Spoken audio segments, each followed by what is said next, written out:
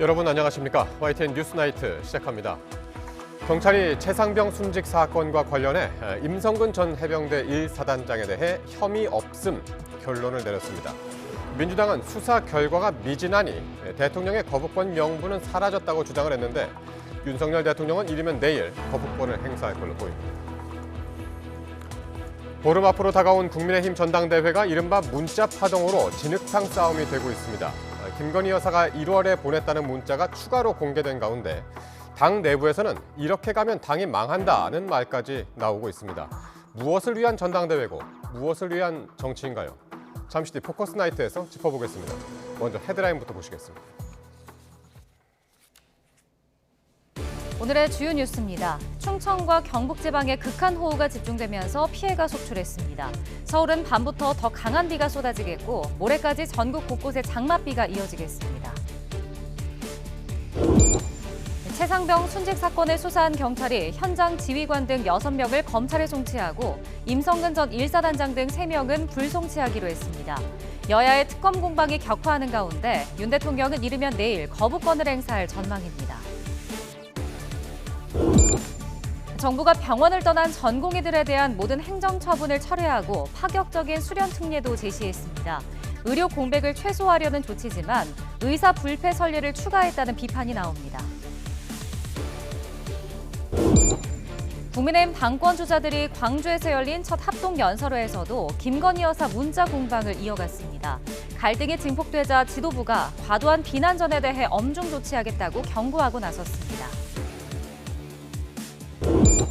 삼성전자 노조가 창사 이래 처음 파업에 나섰습니다. 노조는 파업 목적인 생산 차질을 달성했다고 주장했지만 사측은 생산에는 문제 없다고 반박했습니다. 검찰이 화천대유 대주주 김만배 씨와 신앙림 전 언론노조 위원장을 윤석열 대통령 명예훼손 혐의로 구속 기소했습니다. 비슷한 취지로 보도했던 언론사와 기자들에 대한 수사도 이어질 전망입니다.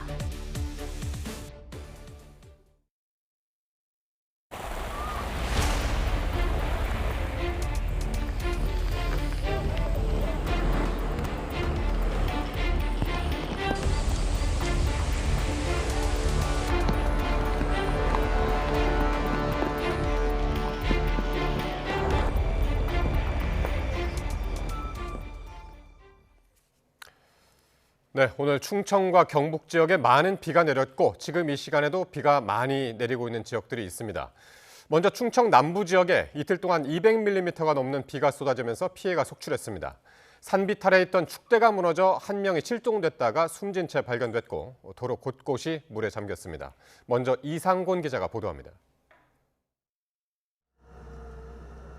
중장비를 이용해 무너져 내린 축대 구조물을 치웁니다. 구조대원들은 연신 흙을 퍼내고 음향 탐지기를 동원한 수색 작업도 벌입니다. 충북 옥천에서 주택 뒤편 산비탈 축대가 무너져 50대 남성이 실종됐습니다. 남편이 수로 물길을 내려간다고 나간 상황인데 토사가 나가보니까 토사가 붕괴된 상황이죠. 그래서 지금 핸드폰을 해보니까 연락이 안 되는 상황입니다, 지금. 옥천에는 하루 동안 180mm가 넘는 많은 비가 내렸습니다. 계속된 비로 추가 붕괴 우려가 제기되면서 수색 작업에 어려움을 겪었습니다. 도로와 주차장이 거대한 물바다로 변했고 차들은 거센 물보라를 일으키며 힘겹게 지나갑니다. 충남 논산에서도 시간당 40mm가 넘는 폭우가 쏟아져 도로 곳곳이 물에 잠겼습니다. 사람이 다니는 데도 건너다니지 못하고 물이 많으니까 또 차량도 잘 못 다니고 지금 여기 위험한 상태예요. 점심시간에 장사를 못했어요. 작년에도 그랬는데 올해 또 그래요. 그러니까 시에서 이걸 좀 조치를 해줬으면 좋겠어요. 대전과 충청 남부 지역을 중심으로 이틀 동안 200mm가 넘는 장맛비가 집중되면서 피해가 잇따랐습니다. 호우경보까지 발효됐던 대전은 가수원교 아래에서 차 한 대가 물에 잠겨 40대 남성 한 명이 구조됐습니다. 많은 비로 하천이 불어나면서 대전 하상도로가 통제됐고 세종에서도 도로 침수로 마을버스 등의 운행이 한때 중단됐습니다. YTN 이상곤입니다. 서산과 당진 등 충남 지역과 괴산, 충주 등 충북 지역에 오후 8시를 기해 호우주의보가 내려졌습니다.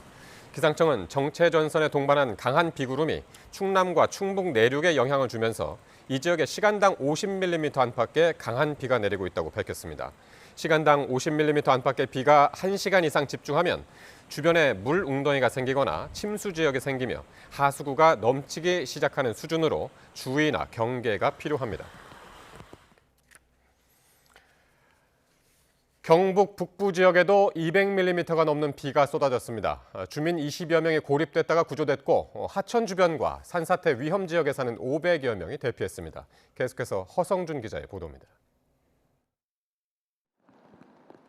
밀려 내려온 토사가 집을 덮치고 거센 물줄기는 논밭을 쓸어갔습니다. 어디까지가 길이고 어디까지가 하천인지 분간할 수도 없습니다.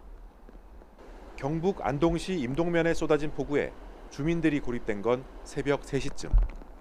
11명은 간신히 대피에 성공했고 8명은 출동한 소방대원들이 구조했습니다. 인근 마을에서도 고립된 주민 6명이 구조됐습니다. 비가 억수로 쏟아져가지고 이장 집도 물이 잠겨가지고 지붕 위에 4시간 있었어요. 119 와가지고 저도 로프 타고 이제 왔는데 새벽 시간인데다 대부분 7, 80대 주민들이라 소방대원들이 직접 업거나 수레에 태워 빠져나오는 긴박한 순간이었습니다. 침대 자다가 저 소변바로 들어온다고 이래 봐 드디길래 물이 이거지 올라오잖아. 어디? 여기 엎에 왔어. 엎에서 나왔어요. 어른을 모시고 나와야 된다 하는 그 마음으로 그래 뭐 조금 겁이 났지만은 그래 소방관이 없고 제가 부축하고 그래 또 주변에 면장님하고 도와줘갖고 그래가 모시고 왔어요.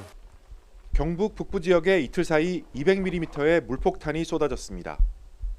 이 때문에 위험 지역 주민 500여 명이 마을회관과 경로당 등으로 대피했습니다. 지금까지 잠정 집계된 농경지 피해 면적만 630여 헥타르에 이릅니다. 나이가 70인데 아직까지 이렇게 차는 거는 한 번도 못 봤습니다. 지금 농작물 하나도 없죠.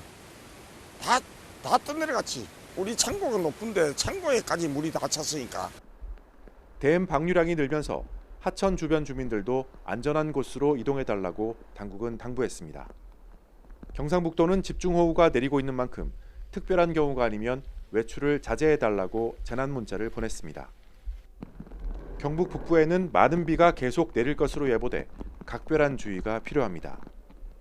YTN 허성준입니다. 많은 비가 쏟아지면서 경기도 지역에서도 토사가 유출되는 등 호우 피해 수십 건이 잇따랐습니다. 경기도 소방재난본부는 오늘 오후 4시 기준 비 피해 21건이 접수됐다고 밝혔습니다. 경기도 의정부시 민락동 부용터널에서는 오늘 아침 7시 50분쯤 토사가 흘러들어간다는 신고가 접수돼 소방이 1시간여 동안 안전조치와 배수 작업을 했습니다. 또 오늘 낮 1시 20분쯤 경기 용인시 고매동에서는 도로에 나무가 쓰러져 소방이 안전조치에 나섰습니다. 이런 가운데 제주 일부 지역에서는 불볕더위가 이어지면서 올해 첫 폭염경보가 발효됐습니다. 제주 북부와 북부 중산간, 동부 지역에는 오늘 오전 10시를 기해서 폭염주의보가 폭염경보로 격상됐습니다. 제주 구좌 지역에서는 오후 2시 반쯤 체감온도가 사람의 체온과 같은 36.5도가 기록되기도 했습니다. 내일과 모레도 전국에 최고 120mm의 국지성 호우가 더 내릴 것으로 보입니다. 이미 전국적으로 평년의 1.5배 이상 많은 비가 내린 데다 충청과 경북 등은 강한 비가 한 곳에 집중되고 있어서 산사태 등 피해가 더 커질 가능성이 큽니다. 장하영 기자입니다. 사흘 동안 비가 집중된 경북 북부 지역. 경북 상주에 240mm, 안동과 영양에도 230mm 넘게 쏟아졌습니다. 이 지역에 다시 비가 쏟아집니다. 밤사이 경북 상주, 문경과 전남 담양, 전북 고창 등지에 시간당 20에서 30mm의 강한 비가 쏟아질 걸로 예상됩니다. 이게 끝이 아닙니다. 9일인 화요일 서해안에서 강한 저기압이 유입되면서 밤사이 중부지방을 중심으로 돌풍을 동반한 시간당 30mm 이상의 집중호우가 쏟아질 가능성이 큽니다. 수요일까지 2번의 저기압이 지나가면서 전국적으로 비가 내리는 곳이 많겠습니다. 특히 해가 지고 야간 시간대에 강하고 많은 비가 내리는 곳이 있겠으니 주의 바랍니다. 기상청은 9일과 10일 전국에 시간당 30에서 60mm의 강한 비가 내리면서 최고 누적 강우량이 120mm 이상에 달할 걸로 예상했습니다. 따라서 이번처럼 극한호우로 인해 호우 긴급 재난 문자가 내려질 가능성도 있습니다. 특히 충청과 경북지방은 지난 주말 이후 정체전선상에서 발달한 비구름이 동서로 길게 형성돼 강한 비구름이 집중되고 있어 추가 피해 발생 가능성이 높습니다. 또 올여름 지난 6월 29일 이후 전국에 내린 평균 장맛비 양도 평년 대비 1.5배가량 많은 수준입니다. 기상청은 올여름 발달한 비구름이 좁은 지역에 강하고 많은 비를 반복해서 뿌리는 특징을 보이고 있다며 추가 피해에 각별히 유의해 줄 걸 당부했습니다. YTN 장하영입니다. 경찰이 오늘 최상병 순직 사건의 최종 수사 결과를 발표했습니다. 해병대 7여단장 등 현장 지휘관 6명을 검찰로 송치하면서 관심이 집중됐던 임성근 전 1사단장에 대해선 혐의가 없다고 밝혔습니다.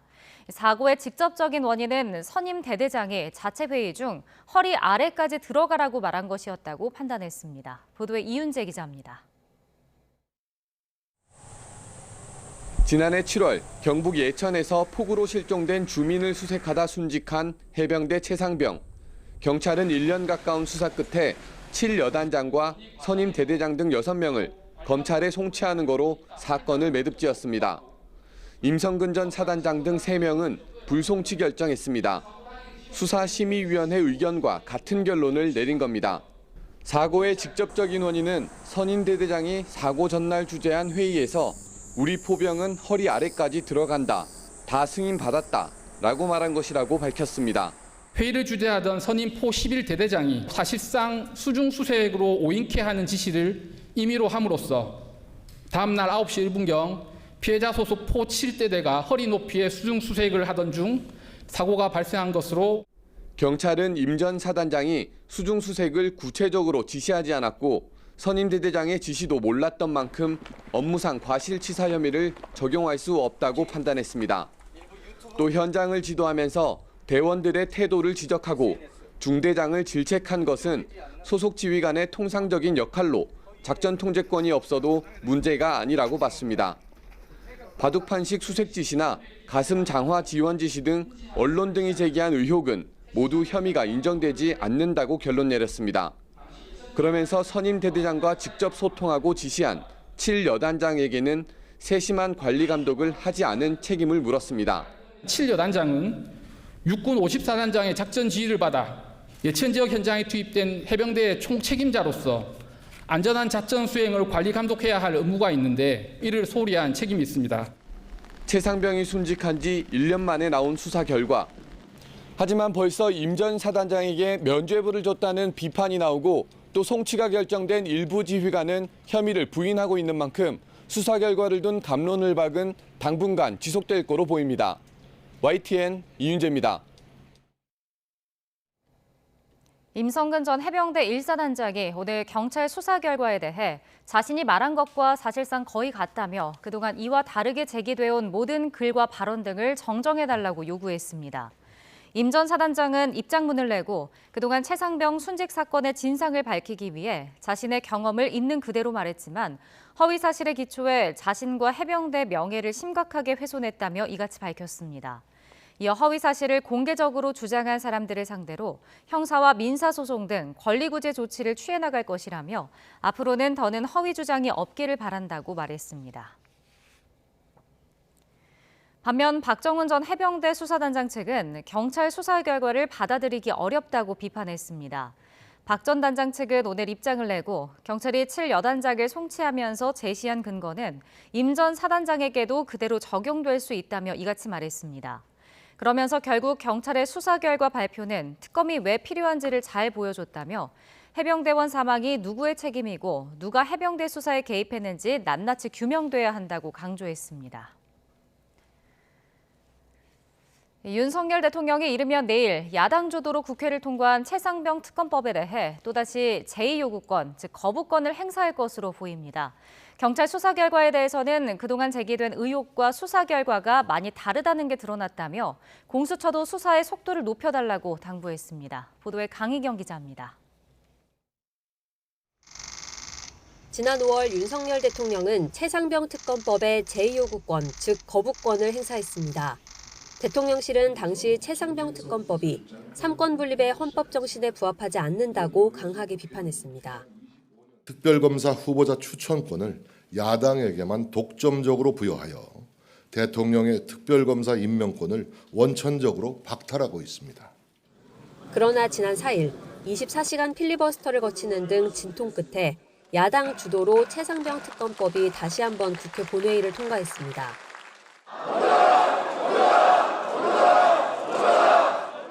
대통령실은 여당의 제2요구 요청이 있는 데다 이번 특검법은 위헌성이 더 강화된 만큼 제2요구권 행사 여부를 결정하는 데 그리 오래 걸리지 않을 거라고 밝혔습니다.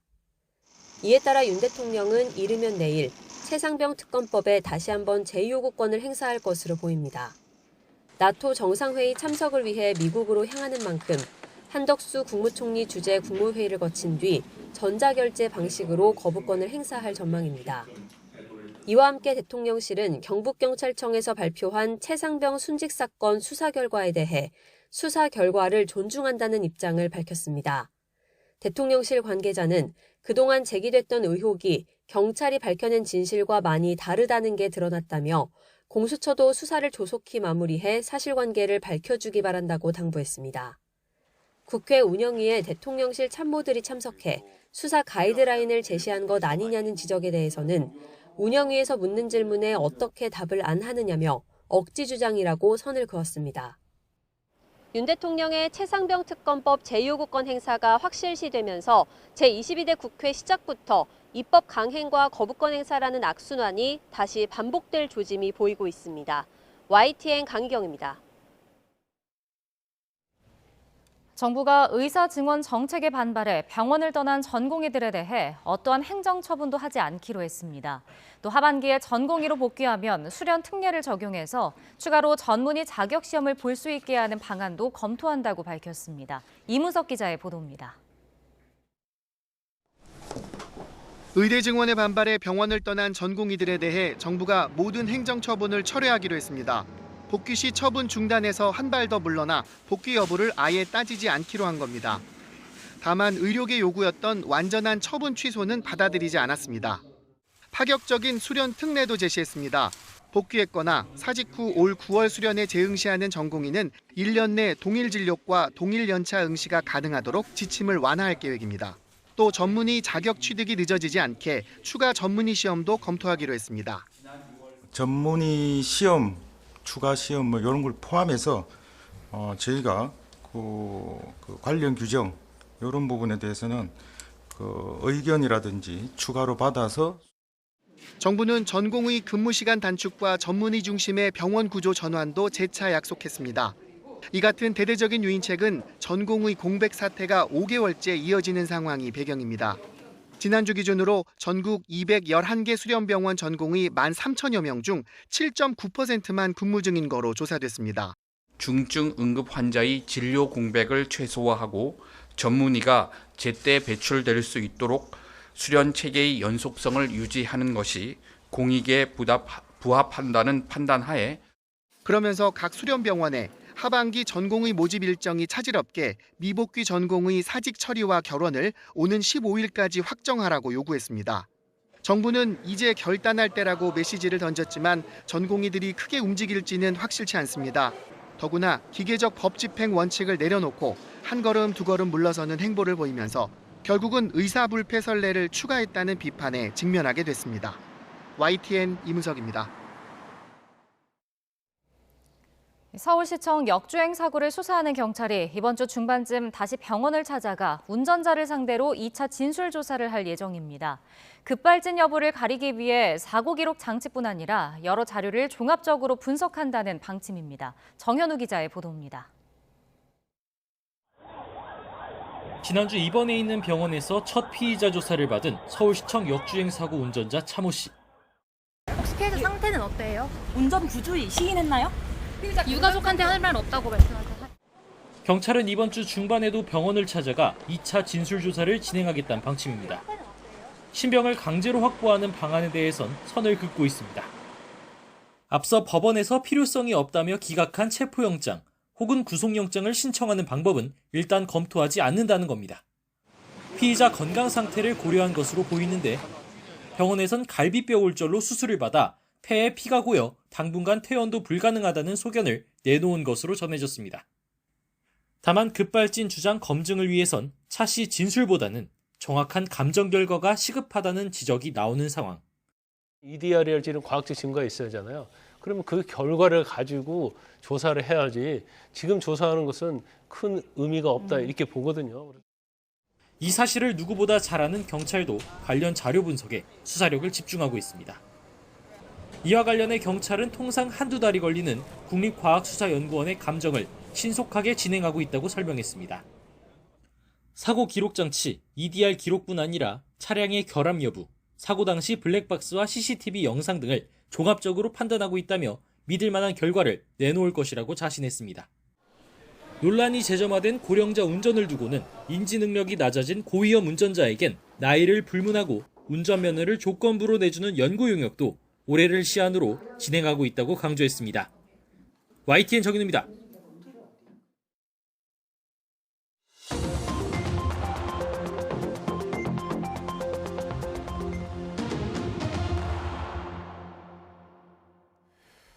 네, 정치권 관심 뉴스 짚어보는 포커스 나이트 시간입니다. 오늘은 최수영, 김준일 두 분 평론가와 함께하겠습니다. 어서 오십시오. 안녕하세요. 네. 자, 국민의힘 한동훈 후보의 김건희 여사 문자 무시 논란, 이른바 익심 논란이 가열되고 있는 가운데 5개의 문자 메시지 내용이 주말 사이에 추가로 공개가 됐습니다. 이게 처음 알려졌던 문자하고 거의 비슷한 시기에 나온 문자죠? 그렇습니다. 네. 이제 5차례 지금 한 방송사에서 지금 이걸 공개를 한 것 같은데 네. 지금 공개된 바에 따르면 이렇습니다. 1월 15일 날에 이제 2건의 문자가 갔고요. 그다음에 1월 19일 날에 갔고 1월 이제 23일 날에 갔고 1월 25일 날에 이제 갔습니다. 그러니까 예. 1월 19일, 13일 날에 이제 2차례 문자가 15일 날에 2차례 문자가 간 그러니까 거죠. 원래 우리가 알고 있던 그 문자는 19일 날 문자였고. 그렇습니다. 그러니까 네. 1월 15일 문자도 지금 공개가 됐는데 예. 뭐 15일 날 문자 내용은 이제 알려진 바에 따르면 이렇습니다. 불편을 드려서 내가 미안하다, 사과한다. 그다음에 네.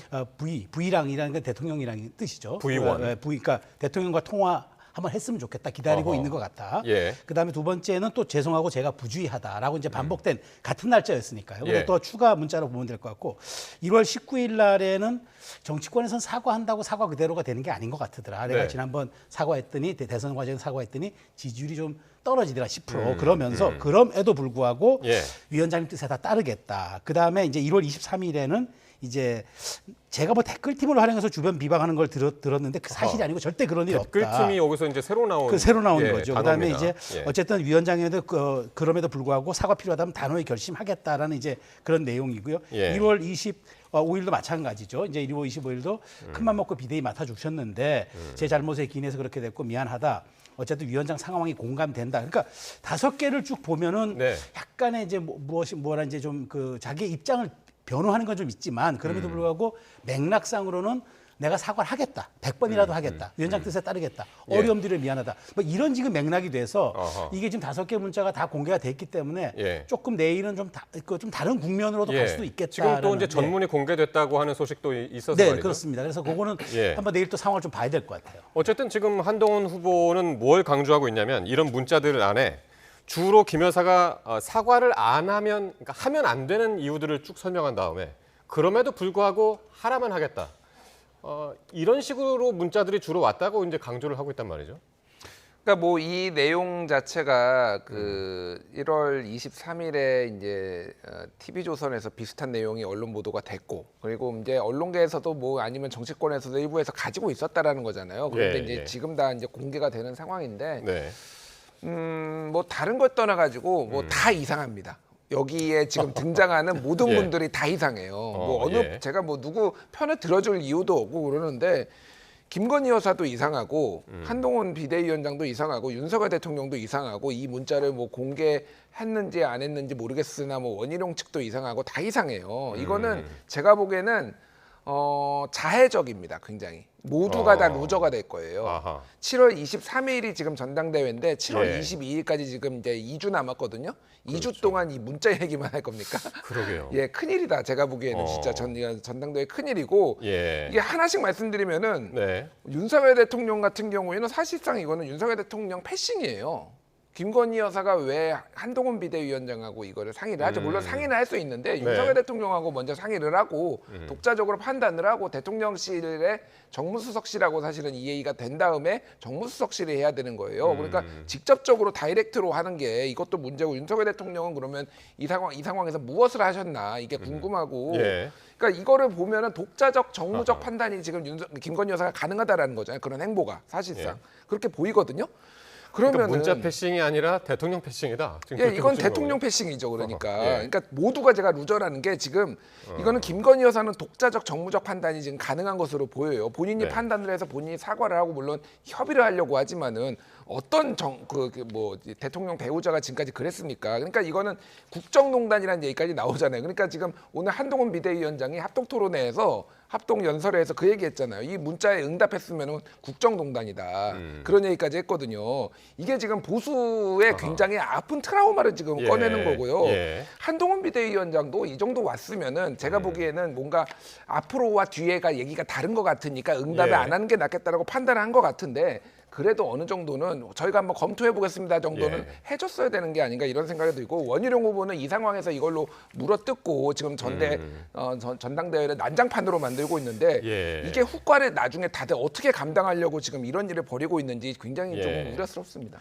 제가 여기서 타임라인을 한번 좀 볼 필요가 있는 게 그 김경률 회계사가 지난 대선 총선 과정에서 1월 17일 날 이른바 논란이 됐던 마리 앙뚜아네트 발언을 합니다. 근데 김건희 여사의 문자는 1월 15일 날 최초의 문자가 두 번이 갑니다. 이틀 전이네요. 그럼 이틀 전에 가죠. 그다음에 1월 18일 날 그러니까 김건희 여사가 세 번째 문자를 보내는 1월 19일인데 1월 18일 날 무슨 일이 있냐면 한동훈 위원장이 국민의 눈높이에 보기에는 걱정할 부분이 많다. 그때 화제가 됐던 발언이죠. 그 얘기를 합니다. 그 다음 날에 김 여사가 19일 날 문자를 보낸 겁니다. 자, 그 다음에 또 무슨 일이 있었느냐? 21일 날 변곡점이었죠. 이관섭 당시 비서실장이 한동훈 위원장이 사퇴 요구를 하는 날이 21일입니다. 그런데 23일 날 다시 문자를 또 보냅니다. 네 번째 문자가 가는 겁니다. 23일 날 무슨 일이 있었습니까? 서천 현장 화재 현장에서 봉합이 된 겁니다. 윤 대통령과. 그다음에 이 마지막 문자 25일이 간 다음에 바로 29일 날 오찬회동을 통해서 이제 마무리됩니다. 그러니까 이 문자에 가는 타임라인들을 놓고 보면은 그 당시 여권에 그때 아주 긴박했던 갈등 상황에 사이사이에 구조가 들어가 있는 게 들어가 있어요. 그렇기 때문에 저는 여기서 우리가 무엇을 봐야 되냐면 자꾸 이제 이게 누가 뭐 옳다 그러다의 논란을 떠나서 그러면 이 문자가 어찌되었던 그 당시 긴박했던 여권의 최고조의 갈등이 있었던 그 와중에 김 여사가 비대위원장한테 보냈다는 거잖아요. 그러면 이걸 과연 저는 이걸 사적인 걸로 치부할 수 있을지 이걸 사적인 어떤 인연 때문에 내가 공적인 라인에서는 내가 이건 하면 안 되겠다고 내가 이걸 묵살했다고 할 수 있는 건지 이게 왜냐하면 이 문자를 보내는 시기와 여권의 그때 긴박했던 갈등 상황이 다 맞물려 있기 때문에 애매한 그 얘기가 이제 논리적으로 성립을 하려면 사과를 해야 된다라고 하는 사람이 있고 사과를 하지 말아야 된다라고 하는 사람이 있잖아요. 그럼 사과를 하려는 사람은 사과를 하지 말라고 하는 사람을 설득해야 되는 거 아닌가요? 그래서 여기 또 22일 사이에 또 뭐가 있냐면 신윤핵심이라는 이철기 의원이 이거는 몰카 공작이기 때문에 사과하면 안 된다라고 또 얘기를 합니다. 피해자기 때문에 몰카 공작 피해자기 때문에 그러니까 여권의 기류는 다시 상당히 이 사안을 놓고 그러니까 이게 지금 뒤늦게 공개되니까 이런 거지 당시의 갈등으로 보면 사과가 절대 안 된다 했는데 여사 입장에서 보면 또 그게 아니었다가 돼가지고 이게 지금 아주 미묘한 또 이게 지점이 되는 것 같아요. 타임라인을 쭉 놓고 보니까 상당히 그때 긴박했던 시절이다라는 점을 알 수 있습니다. 자, 오늘 당권 주자들은 첫 합동 연설회를 했는데요. 한동훈 후보를 향해서 공세를 이어갔습니다. 한 후보도 정면 반박에 나서면서 공방이 격화되고 있는데요. 발언들 먼저 듣고 오겠습니다. 이거는 당연히 한동훈 후보가 사과해야 되는 거 아닌가요? 그 소통의 기회를 차단했다는 것 그 자체만으로도 비대위원장으로서의 역할과 책임을 다하지 않았다고 봅니다. 이런 식으로 진행돼서 우리에게 남겨질 새로운 또 어려운 그 짐이 우리한테 주어지고 있다는 것을 저는 아주 깊이 그리고 심각하게 고뇌하고 있는 입장입니다. 한동훈 위원장께서 김 여사님이 5자리 문자 보냈으면 인간적으로 한번 들어본다든지 아니면 문자 드려서 공적으로 논의한 다음에 연락드리겠습니다. 메시지라도 보냈으면 하는 안타까움인데 일종의 정책 판단 미스가 아닌가 이렇게 봅니다. 저는 당대표가 되잖아요. 당대표가 됐었을 때도 영부인님과 당무 관련해서 대화하지 않을 겁니다. 그분들께 묻고 싶어요. 그분들은 당대표가 되면 영부인께서 당무 관련해서 상의하시면은 답하실 겁니까? 자, 당권 주자들 권역별 합동 연설 지금 이제 시작했고요. 내일부터는 방송 토론회 이제 5차례 이제 실시한다고 그러고 어쨌든 아까 말씀하신 대로 이게 최대 쟁점이 될 것 같습니다. 예. 네. 그러니까 이게 최대 쟁점이 돼야 되는 게 비극이다. 저는 뭐 이런 말씀을 드리고. 그러니까요. 이게 정책과 비전은 사라졌습니다. 지금. 예. 뭐 이게 어느 역대 뭐 보수든 뭐 민주당 뭐 진보든 민주당이든 이런 게 쟁점이 된 적이 없어요. 그러니까 예전에 박근혜 대통령이 배신의 정치 얘기했을 때도 어쨌든 원내에서 일어난 일을 가지고 이게 된 거잖아요. 그때도 굉장히 비판을 많이 받았는데 여사와 통화를 했네, 뭐 답변을 했네, 안 했네가 저는 굉장히 퇴행적이다 이런 생각이 듭니다. 어쨌든 근데 네. 지금 쟁점이 되고 7월 23일이 이제 전당대회인데 지금 2주 동안 이것만 얘기하게 생겼는데 제일 중요한 건 이런 것 같아요. 이게 표심이 움직일 것이냐 그러면은. 그러니까요.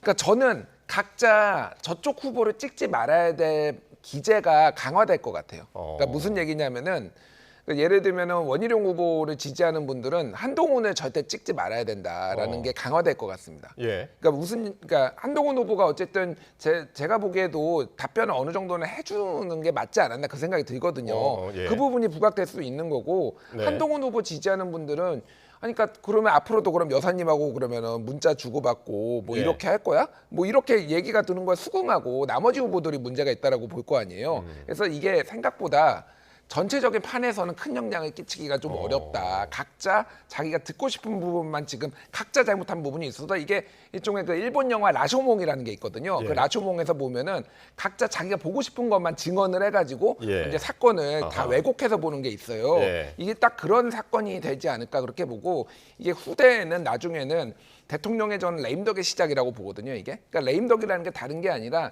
대통령의 방향과 다른 식으로 얘기를 하거나 말을 안 들으면 이제 그게 레임덕이잖아요. 정확하게 지금 연판장도 지금 뭐 불발이 되고 뭐 이런 상황으로 봤을 때 예. 역사에 기록될 그러니까 윤석열 대통령 정부를 나중에 회고할 때 역사에 기록될 일로 중요한 분기점으로 이게 좀 작동할 것 같습니다. 그러면은 지금 이 와중에 제일 수혜자는 누군가요? 수혜자가 없어요. 수혜자 없나요? 수혜자 없어요. 이거는 제가 보기에 네. 이거는 서로가 말하자면 서로 이게 내상을 같이 입는 게임이에요. 이걸 뭐 일종의 무협지용어로 동기어진이라 그러나요? 같이 죽는다는 뜻의 이제 예. 그런 건데 왜냐하면 이 이슈가 지금 실제로 보면 보수층에서도 굉장히 이게 지금 말하자면은 불리하게, 그러니까 말하자면 그렇게 좀 유의미하게 작용하고 있지가 않아요. 왜냐하면 지금 이게 말하자면 지금 80만 당원이 투표를 하는데 네. 이번에 이제 예상되는 걸 놓고 본다면 한 4-50만 정도가 투표에 올 거로 보거든요. 그럼 이분들이 사실 정치 고관여층들이잖아요.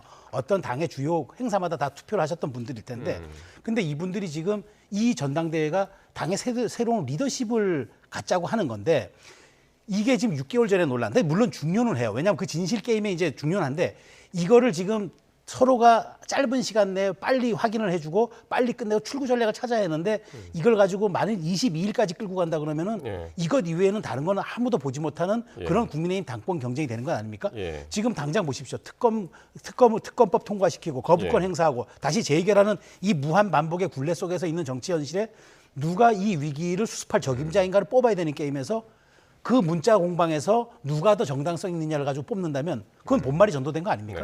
저는 그런 측면에서 이거는 누구에게도 도움이 되지 않는 거다. 근데 저도 빨리 출구 전략을 찾아야 된다고 봐요. 근데 이게 지금 가장 핫한 이슈가 되고 블랙홀이 돼버렸기 때문에 누가 과연 이 이슈에서 발을 뺄 것이냐. 발을 빼는 사람이 이른바 패자로 인식될 수 있기 때문에 저는 이게 치킨 게임 양상으로 치닫고 있다고 보는 거예요. 국민의힘 지도부도 바로 그거를 인식하고 있는 것 같으니까 지금은 어제 경고성으로 자제령을 내린 게 제2의 연판장 사태가 이제 벌어질 뻔하지 않았습니까? 그렇죠. 그러니까 그게 연판장 사태는 가진 않았지만 그런 균열과 그런 징후는 나타났었죠. 그런 측면에서 지금 그러니까 비대위라든가 선관위가 특히 서병수 선관위원장 같은 경우 강력한 어조로 얘기했던 거는 좀 전에 김준일 평론가가 얘기한 게 똑같이 괴를 같이 해요. 즉 뭐냐면 누가 되더라도 이런 상처 속에서 누가 온당한 리더십을 행사하겠느냐. 어허. 그게 이제 본원적 문제가 되는 거죠. 예. 저도 그런 점은 어쨌든 이게 주요 이슈는 맞지만 빨리 이번 주 내에 여기에 대해서 정리해줘야 됩니다. 그리고 국면 전환을 해야지 이걸 가지고 22일까지 끌고 간다? 이거는 국면의 길로 가는 겁니다. 이게 이제 작년에도 이제 연판장에서 지금 제2 연판장이라는 이제 얘기가 나오는 건데 그때랑 지금이랑 좀 다른 게 그때는 초선 의원들이 연판장을 돌렸었고 지금 이제 원외에서 시도를 했었단 말이죠. 그렇죠. 예. 그러니까 뭐 지난번에 초선 의원들이 다 거의 다 이제 연판장에 서명을 한 거는 공천 때문이죠. 그러니까 대통령의 소위 말하는 그립감이 이렇게 강하고 만약에 여기에 참여를 안 할 경우에는 언제든지 공천을 못 받을 수 있다라고 하니까 다 된 건데 지금 대통령도 공천을 할 수가 없고요. 왜냐면 네. 2028년에 총선이니까 예. 지금 당대표도 사실 공천할 수가 없어요. 그러니까 제가 뭐 아는 이제 국민의힘 의원들 상당수는 관망세다 지금. 굳이 여기에서 내가 참전을 해서 누구 괜히 편들었다가 괜히 손해볼 필요가 없는 거고 그런 이제 원외 인사들인데 원외 인사들 중에서는 여러 캠프에 줄 선 사람도 있지만은 제가 보기에는 이제 뭐 박종진 뭐 선관위원이나 뭐 이런 분들 당협위원장 이런 분들이 있잖아요. 네. 이런 분들은 급하다 그냥 제가 보기엔 취업이 급한 거 아니냐 뭐 이런 얘기들이 있어요. 그러니까 지금 굉장히 대통령이 많은 이제 공기업이나 자리들이 있고 예. 그러니 뭐 이건 뭐 이런 그러니까 정치권의 관측입니다. 도대체 왜 이 상황에서 저 사람들이 참전을 하고 있냐. 사람으로서 너무 슬픈 얘기인데요. 예, 뭐 이거는 본인한테 물어보지만 본인은 예. 물어보면은 본인은 부인하겠죠. 하시겠지만은 그냥 왜 이 상황에서 갑자기 뜬금없이 저렇게 들어오냐라고 한다면 권력에 주의돼서 좋은 자리 하나 받으려는 거 아니냐 뭐 이런 식으로 이제 관측이 나오는 거죠. 예. 그래서 그 국민의힘에서 원내 당협위원장들도 김종혁 조직부총장이나 이런 분들은 또 이거 비판하고 있고 그렇죠. 어떤 분들은 줄 서고 있고 그러니까 당이 완전히 사분오열이 됐다. 예. 이게 정말 큰일이다. 예. 그럼 이게 지금 한 후보 측에서는 전당대회 개입이다, 당무 개입이다 이렇게 얘기하고 있는데 의도적으로 개입하는 세력이 있다고 보십니까? 아니 대통령실은 거리를 완전히 두었죠. 그리고 네. 이제 대통령 당장 이제 출국해서 이제 나토 정상회의 가는데 누가 지금 네. 이걸 가지고 정무 라인에서 물론 정무 라인에서 돌아가는 상황 보고와 판단 정도는 하겠지만 대통령실이 이게 문자를 어떻게 뭐 공개하고 누구 옆으로 줘서 슬쩍 그 말하자면은 우회로를 통해서 주고 이런 저는 그건 없다고 보고 다만 네. 이런 거죠. 여권 주류 내에서 어쨌든 이걸로 인해서 한동훈 위원장과 지금 이렇게 말하자면 나머지 당권 주자들 간에 예. 무언가 좀 말하자면 배신자 프레임 그다음에 이제 나중에 대통령과 설령 당대표가 된다 하더라도 대통령과 삐걱거리면서 과연 리더십을 행사할 수 있겠냐 이런 예. 우려들 불안감 이런 것들 자극하면서 한동훈 후보의 검증되지 않는 정치력을 한번 공격해보자는 것 같은데 그렇다면 다른 방식으로 했었어야지 예. 이게 여사까지 여기에 직접 참전해서 끌어들이는 1위 문자 공개 방식은 그러면은 저는 온당치 않았다고 봅니다. 그러니까 저를 포함해서 보시는 분들은 어떤 느낌이냐면은 지금 이제 며칠 전에 지난주에 문자 하나가 공개됐고 네. 그리고 어제 또 추가로 해서 모두 5개가 문자가 공개가 됐고 말이죠. 오늘 문자 전문이 공개가 네. 됐고 누가 공개를 하는 겁니까 이거는 그럼? 그러니까 저는 이게 있었다고 봐요. 그러니까 네. 그 누가 지금 이걸 가지고 한 컨트롤 타워에서 이거 공개하자 이런 게 아니라 네. 이미 이렇게 돌고 있었던 걸 다 갖고 있었던 것 같아요. 그리고 이제 제가 보기에는 이게 1월부터 사실 솔직히 말하면 1월부터 나왔던 얘기예요. 네. 그때는 이게 어떻게 그냥 바로 수면 밑으로 들어갔어요. 그 수면 네. 밑으로 들어간 이유가 저는 이철규 의원의 22일 발언이라고 봐요. 왜 피해자가 사과해야 되느냐. 예. 그 발언이 여권 기류가 되면서 이건 수면 밑으로 들어간 것 같은데 이미 그때부터 문자가 있었다는 그런 얘기들이 정치권에 좀 돌았습니다. 그런데 네. 이게 왜 갑자기 6개월이나 지난 이 타이밍에 공개가 되느냐. 이거는 권력 투쟁의 일환으로 저도 봐죠. 예. 누가 이익을 보고 누가 손해를 보느냐는 당장 당권 경쟁에서는 나타날 수 있을지 모르지만 예. 이게 나중에 이게 후가로 나타날 수 있을 때는 알겠습니다. 이건 내상이 될 수밖에 알겠습니다. 없죠. 예. 요 문자 공방은 정말 오늘 이렇게 얘기해봤자 내일 또 다른 일이 또 네. 나와가지고 약간 무의미해진다는 지금 생각이 문득 들었습니다. 네. 여기까지 하고요. 최상병 순직 사건 관련해서 이제 얘기를 할 텐데, 자, 최상병 순직 사건 수사 결과가 1년 만에 오늘 최종 발표가 됐습니다. 경찰은 임성근 전 해병대 1사단장에 대해서는 불송치 결정을 내렸는데요. 민주당의 반발이 아주 거셌습니다. 직접 듣고 오겠습니다. 해병대원 사망 사고는 포 11대대장의 사실상 수중수색으로 오인케 하는 지시가 그 직접적 원인으로 1사단장에게 업무상 과실치사의 책임을 묻기는 어렵다고 최종 판단하였습니다. 윤석열 대통령은 수사 결과를 보고 국민들께서 봐주기 의혹이 있다, 납득이 안 된다고 하시면 그때는 먼저 특검을 하자고 주장하겠다라고 분명하게 국민 앞에서 말씀하셨습니다. 경찰 수사 결과까지 이렇게 나온 이상 더 이상의 핑계는 소용없습니다. 지금 당장 특검법을 수용하십시오. 네. 오늘 수사 결과 잠깐 정리하자면 해병대 7여단장 등 현장 지휘관 6명 업무상 과실치상 혐의로 송치를 했고요. 임성근 전 사단장에 대해서는 혐의 없음으로 불송치. 그리고 최상병 사망 원인은 포병 11대대장의 잘못된 지시로 시작됐다. 이렇게 결론을 내렸습니다. 예, 오늘 어떻게 보셨습니까? 그러니까 지금까지 굉장히 많은 게 나왔잖아요. 그러니까 카톡으로 뭐 이제 문자라 이제 카톡으로 이제 지시가 이제 사실상의 지시가 내려왔는데 이거는 임성근 사단장은 지도라는 거고 네. 가슴까지 들어오는 곳에 들어가게 하고 바둑판식으로 수색을 하고 해병대처럼 일렬로 하고 빨간색 옷을 입으라고 하니 구명조끼는 입을 수 없고 이런 것들이 사실상 다 지시로 내려왔는데 이거가 책임이 없다? 그러니까 예. 이거는 그러니까 경찰 같은 경우에는 일반적으로 이제 여론의 눈치를 살펴요. 이런 뭐 사회적으로 굉장히 중요한 사안이 있으면은 예. 그러면은 이제 검찰에 송치를 하는 거잖아요. 그러면은 일단은 기소 의견으로 송치하고 검찰에 공을 넘깁니다. 이런 사안은. 네. 그러니까 본인들이 굳이 이게 매를 맞을 이유가 없는 거죠. 근데 이게 이제 권력과 관련이 됐을 때 여론의 관심과 권력의 관심이 됐을 때는 네. 권력 쪽으로 이제 딱 이제 붙는 거죠. 그러니까. 그래서 이거를 누가 납득을 하겠습니까? 그러니까 저는 재판을 가서 뭐 무혐의가 날 가능성도 배제할 수 없다라고 봐요. 근데 이 정도 사안이고 이 정도로 사람들이 하고 있고 증거가 이렇게 없는 것도 아니고 네. 이를테면 거의 사실상의 지시, 본인은 지도라고 얘기하지만 지시사항이 사실상 있고 그것 때문에 죽음 후에 이를 가능성이 높다라고 본다면 기소를 해서 판단을 받아봐야 되는 거예요. 이거는. 예. 그러니까 이거를 권력의 눈치를 보지 않았다라고 아하. 어떻게 얘기를 할 수가 있느냐. 굉장히 예. 그러니까 특검에 대한 정당성만 강화됐다라는 말이 민주당의 주장에 동의를 많은 국민들이 하실 겁니다. 사법부가 해야 될 판단을 경찰이 다 해버렸다. 이제 그렇게 보시는 거네요. 저는 조금 네. 지금 제 생각이 좀 다른 부분이 있는 게 이제 네. 물론 전재수 의원이 얘기했던 것처럼 그 수사 결과를 보고 하자 그때 미진한 게 있으면 특검 가자고 하는데 그랬죠. 사실은 이게 지금 경찰이 자체 조사도 했지만 수사심의위원회를 개최해서 한 거잖아요. 네네네. 수사심의위원회가 2021년 문재인 정부 때 그 말하자면 공정성과 투명성을 위해서 이제 그 말하자면 이제 이렇게 민간 전문가들이 온 거예요. 그래서 했죠. 예. 그래서 이제 익명으로 합니다. 혹시나 이제 외부가 될까봐 외부 자문기구다 보니까 익명으로 하는데 예. 여기에서 그렇게 했고 경찰은 이걸 이게 거의 받아들인 거거든요. 예. 근데 이제 이걸 가지고 경찰은 할 수 있는 방법이 없어요. 그래서 이거를 검찰은 경찰로 이관하든가 공수처로 보내야 되는데 공수처로 보내봤자 사건 성립이 안 되는 이유가 뭐냐면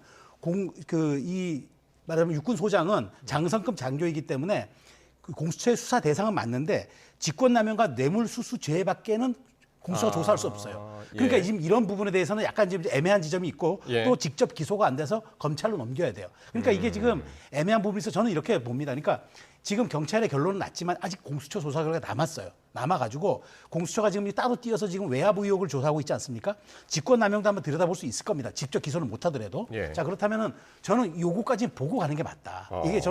이게 지금 제가 공수처 조사 보면 거의 다 끝나서 김기현 사령단까지 끝났기 때문에 제가 보기에 예. 한 달 이상 안 갈 것 같아요. 예. 그럼 이 결과를 보고 특검 여부를 좀 수용하는 게 맞지. 경찰 조사 결과, 1차 조사 결과만 발표가지고 이게 인과관계가 다 끝났다. 입증됐다. 공수처 결과까지 봐야 그렇죠. 된다. 저는 그까지는 봐야 된다고 봐요. 알겠습니다. 그러니까 민주당에서는 이제 수사가 미진하니까 사실 대통령이 이제 그 발언을 했을 때도 공수처 수사와 이제 경찰 수사가 미진하면 내가 직접 발의하겠다, 내가 특검하자고 하겠다라고 했기 때문에 오늘 경찰 수사 나온 거 보니까 미진하다. 민주당에서는 그러니까 거부권 행사하지 말라. 그런데 내일 거의 할 분위기잖아요. 예, 뭐 지금 네. 언론 보도 보면은 내일 이제 제2요구권 행사를 한다라고 하는데 네. 그러니까 2주, 그러니까 14일 안에 이제 결정을 해야 되는 건데 굉장히 빨리 하는 거예요. 그러니까 이거는 뭐냐면은 이거는 그러니까 특검법이 국회에서 대통령실로 넘어간 다음에 이제 14일 말씀하시는 거예요. 14일 보름. 이제 안에 그러니까 네.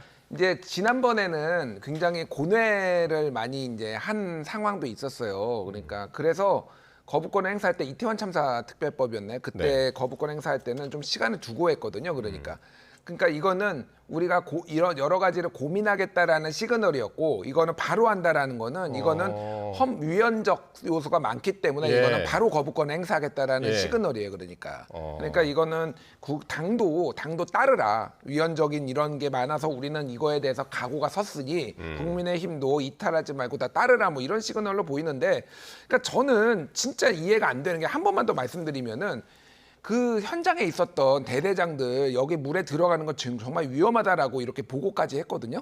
근데 임성근 사단장이 빨간색 옷 입고 바둑판식으로 하라고 하니까 사실상 상명하복 이건 할 수밖에 없는 상황이에요. 근데 이거를 어떻게 혐의가 없다라고 할 수가 있는지 경찰에서는 이제 그런 권한이 없기 때문에 그 월권 행위는 했어도 직권남용은 아니다. 이제 그렇게 오늘 이야기를 하더라고요. 말장난이죠. 그러니까 그러면은 그렇게 위험하게 현장에서는 판단을 했는데 그렇게 얘기가 나오니 그러니까 명령에 죽고 명령에 사니까 그러니까 어쩔 수 없이 한 거잖아요. 이건 네. 군의 명령 체계에 대해서 뭐 일부러 모르는 척 하시는 것 같은데 이거는 제가 보기엔 일반인의 눈높이로 봤을 때는 말도 안 되는 이제 얘기다. 이렇게 말씀드리겠습니다. 그러니까 일반인의 눈높이로 보면 정말 많은 부분에 좀 동의할 수가 없는데 당시에 지휘 체계는 54단장이 하도록 되어 있었고 예. 일종의 말하자면 해병대는 거기에 측면 지원하는 부대였기 예, 예, 때문에 예. 54단장의 이제 그 조사 그러니까 그러니까 그 지휘가 맞고 그다음에 그것을 직접 이행했던 일선 지휘관들 대대장급들이 여기에 대해서 네. 책임지는 게 맞다라고 이제 이렇게 얘기를 하는 거잖아요. 그러니까 저는 네. 어찌됐든 그건 이제 경찰의 수사 심의 의견을 존중해서 발표한 거고 공수처가 진짜 여기에서 외압 의혹까지 들여다보고 있으니까 네. 사실 핵심은 그거잖아요. 대통령실 지금 민주당이 주장하는 거는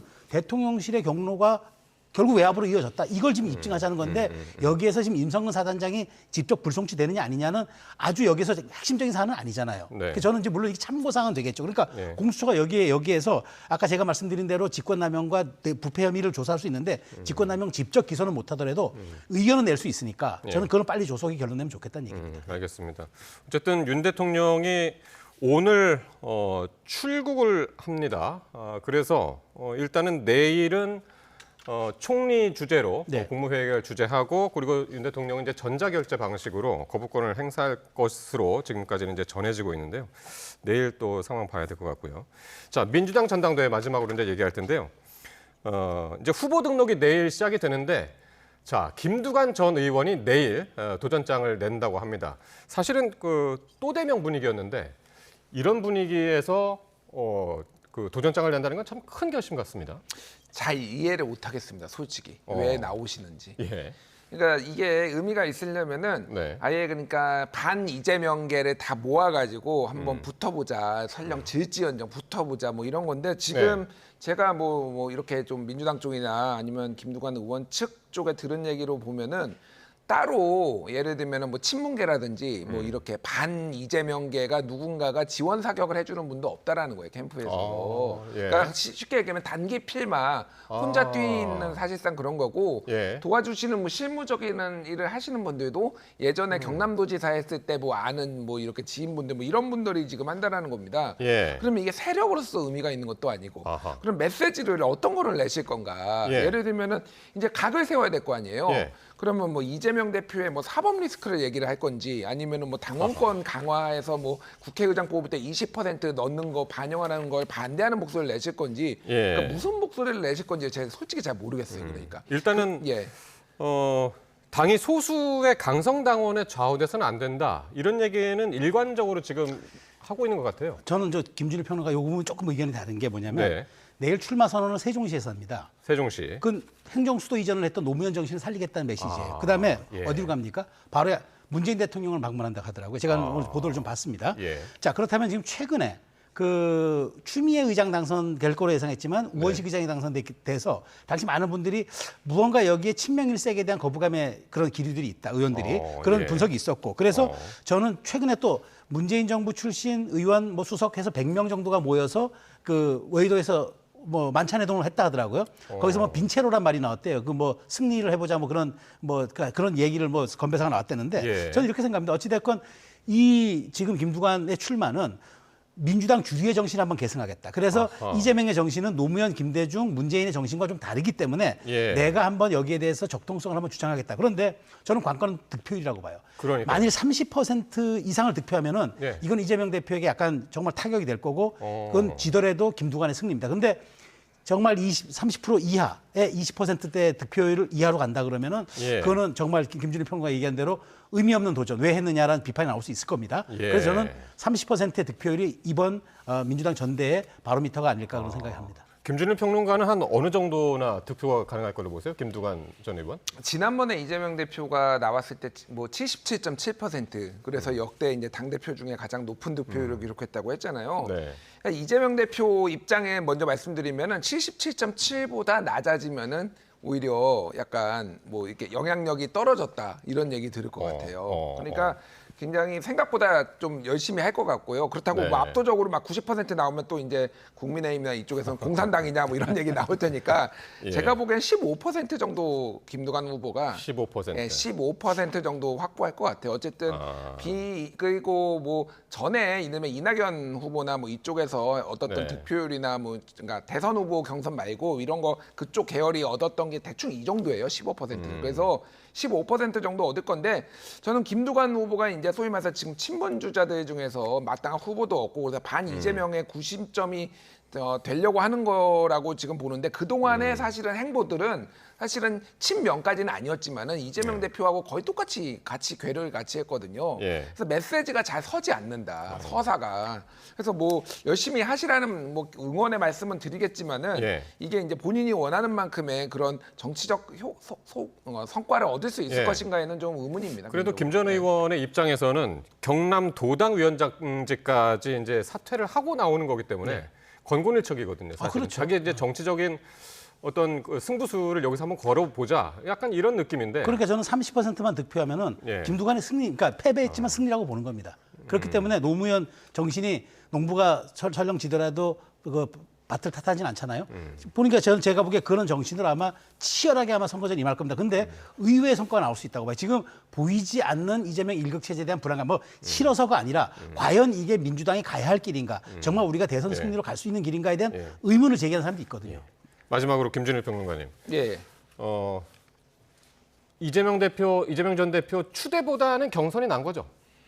뭐 그러니까 약간 친명 쪽 얘기는 조금 엇갈리더라고요. 그냥 왜 번거롭다. 그냥 전당대회에 이렇게 막 성대하게 안 치르고 차라리 찬반 투표로 하지 이런 분위기도 있는가 반면에 예. 야 그래도 차라리 당내에서 한 명 나와가지고 경선하는 모습이라도 하는 게 낫다. 뭐 이런 분위기가 있더라고요. 어쨌든 뭐 어느 게 나은지는 모르겠으나 어쨌든 그 결과는 어쨌든 득표율이 어대명이기 때문에 큰 의미는 없을 것 같습니다. 예, 알겠습니다. 오늘 두 분 말씀 여기까지 듣죠. 최수영, 김준일 두 분 평론가와 함께했습니다. 고맙습니다.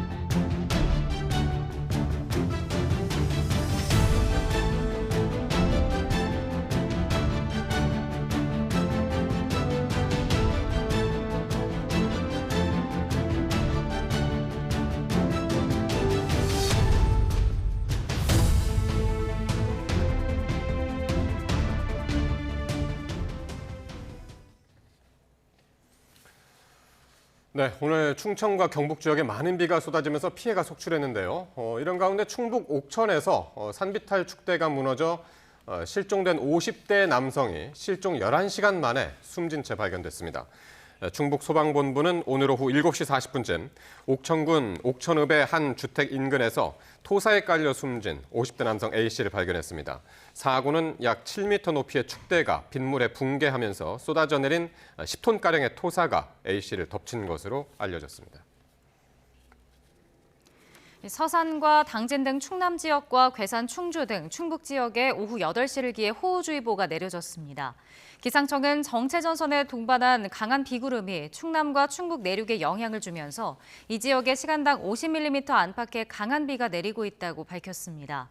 시간당 50mm 안팎의 비가 1시간 이상 집중하면 주변에 물 웅덩이가 생기거나 침수 지역이 생기며 하수구가 넘치기 시작하는 수준으로 주의나 경계가 필요합니다. 네, 그런데 비가 오늘이 끝이 아닙니다. 내일과 모레도 전국에 최고 120mm의 국지성 호우가 더 내릴 것으로 보입니다. 이미 전국적으로 평년의 1.5배 이상 많은 비가 내린 데다 충청과 경북 등은 강한 비가 한 곳에 집중되고 있어 산사태 등 피해가 더 커질 가능성이 큽니다. 보도에 장하영 기자입니다. 사흘 동안 비가 집중된 경북 북부 지역. 경북 상주에 240mm, 안동과 영양에도 230mm 넘게 쏟아졌습니다. 이 지역에 다시 비가 쏟아집니다. 밤사이 경북 상주, 문경과 전남 담양, 전북 고창 등지에 시간당 20에서 30mm의 강한 비가 쏟아질 걸로 예상됩니다. 이게 끝이 아닙니다. 9일인 화요일 서해안에서 강한 저기압이 유입되면서 밤사이 중부지방을 중심으로 돌풍을 동반한 시간당 30mm 이상의 집중호우가 쏟아질 가능성이 큽니다. 수요일까지 두 번의 저기압이 지나가면서 전국적으로 비가 내리는 곳이 많겠습니다. 특히 해가 지고 야간 시간대에 강하고 많은 비가 내리는 곳이 있겠으니 주의 바랍니다. 기상청은 9일과 10일 전국에 시간당 30에서 60mm의 강한 비가 내리면서 최고 누적 강우량이 120mm 이상에 달할 걸로 예상했습니다. 따라서 이번처럼 극한호우로 인해 호우 긴급 재난 문자가 내려질 가능성도 있습니다. 특히 충청과 경북 지방은 지난 주말 이후 정체전선상에서 발달한 비구름이 동서로 길게 형성돼 강한 비구름이 집중되고 있어 추가 피해 발생 가능성이 높습니다. 또 올여름 지난 6월 29일 이후 전국에 내린 평균 장맛비 양도 평년 대비 1.5배가량 많은 수준입니다. 기상청은 올여름 발달한 비구름이 좁은 지역에 강하고 많은 비를 반복해서 뿌리는 특징을 보이고 있다며 추가 피해에 각별히 유의해 줄 걸 당부했습니다. YTN 장하영입니다. 검찰이 이른바 법인카드 유용 의혹과 관련해 더불어민주당 이재명 전 대표 부부에게 출석을 요구했습니다. 이 대표는 정권이 정치검찰을 이용해 보복하는 것이라며 반발했습니다. 유서현 기자가 보도합니다. 수원지방검찰청이 더불어민주당 이재명 전 대표 부부에게 소환을 통보한 것은 지난 4일입니다. 이른바 경기도청 법인카드 유용 의혹과 관련한 업무상 배임 혐의의 피해자 신분으로 출석을 요구한 것입니다. 검찰은 이 대표 부부에게 각각 4-5개의 날짜를 제시했고 출석 일정은 아직 조율 중인 것으로 전해졌습니다. 위증 교사 혐의 재판을 받기 위해 서울중앙지방법원에 출석한 이 대표는 이미 불송치 결정이 났던 사건이라면서 정권의 보복이라고 주장하며 반발했습니다. 이 무도한 정권이 정치검찰을 이용해서 치졸하게 폭력적인 보복 행위를 하고 있다고 생각합니다. 법인카드 유용 의혹은 전 경기도청 공무원인 조명현 씨 폭로로 세상에 처음 알려졌습니다. 지난 2018년부터 약 1년 동안 도지사였던 이 전 대표와 부인 김혜경 씨가 당시 도청 공무원 배모 씨 등에게 과일, 소고기 등 개인 음식값을 법인카드로 결제하게 하는 방식으로 경기도청 예산을 사적으로 사용했다는 겁니다. 앞서 배 씨를 수사한 경찰은 이 대표와의 연결고리가 발견되지 않았다며 불송치 결정했는데 조 씨 신고를 받은 국민권익위가 사건을 검찰로 넘기면서 이 전 대표도 다시 수사를 받게 됐습니다.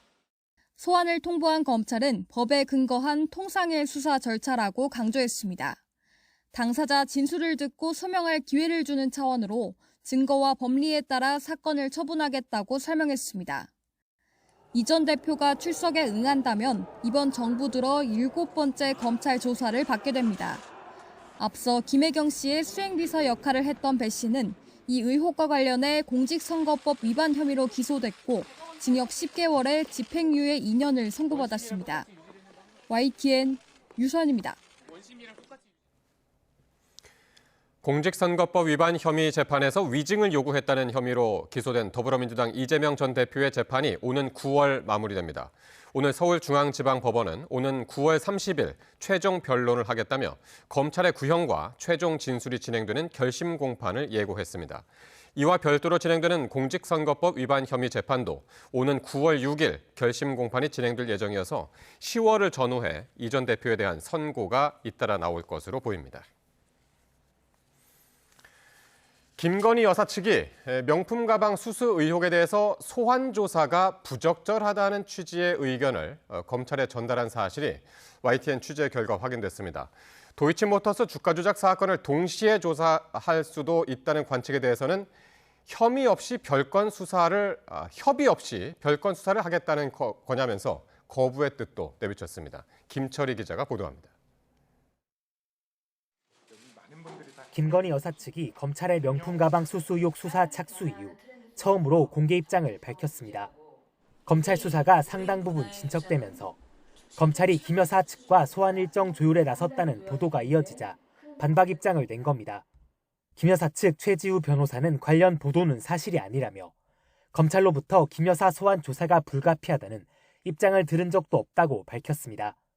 최 변호사는 YTN과의 통화에서 어떤 조사 방식이 있는지와 관련해 자신의 의견을 이야기한 적은 있지만 구체적으로 소환에 대해 논의하진 않았다고 설명했습니다.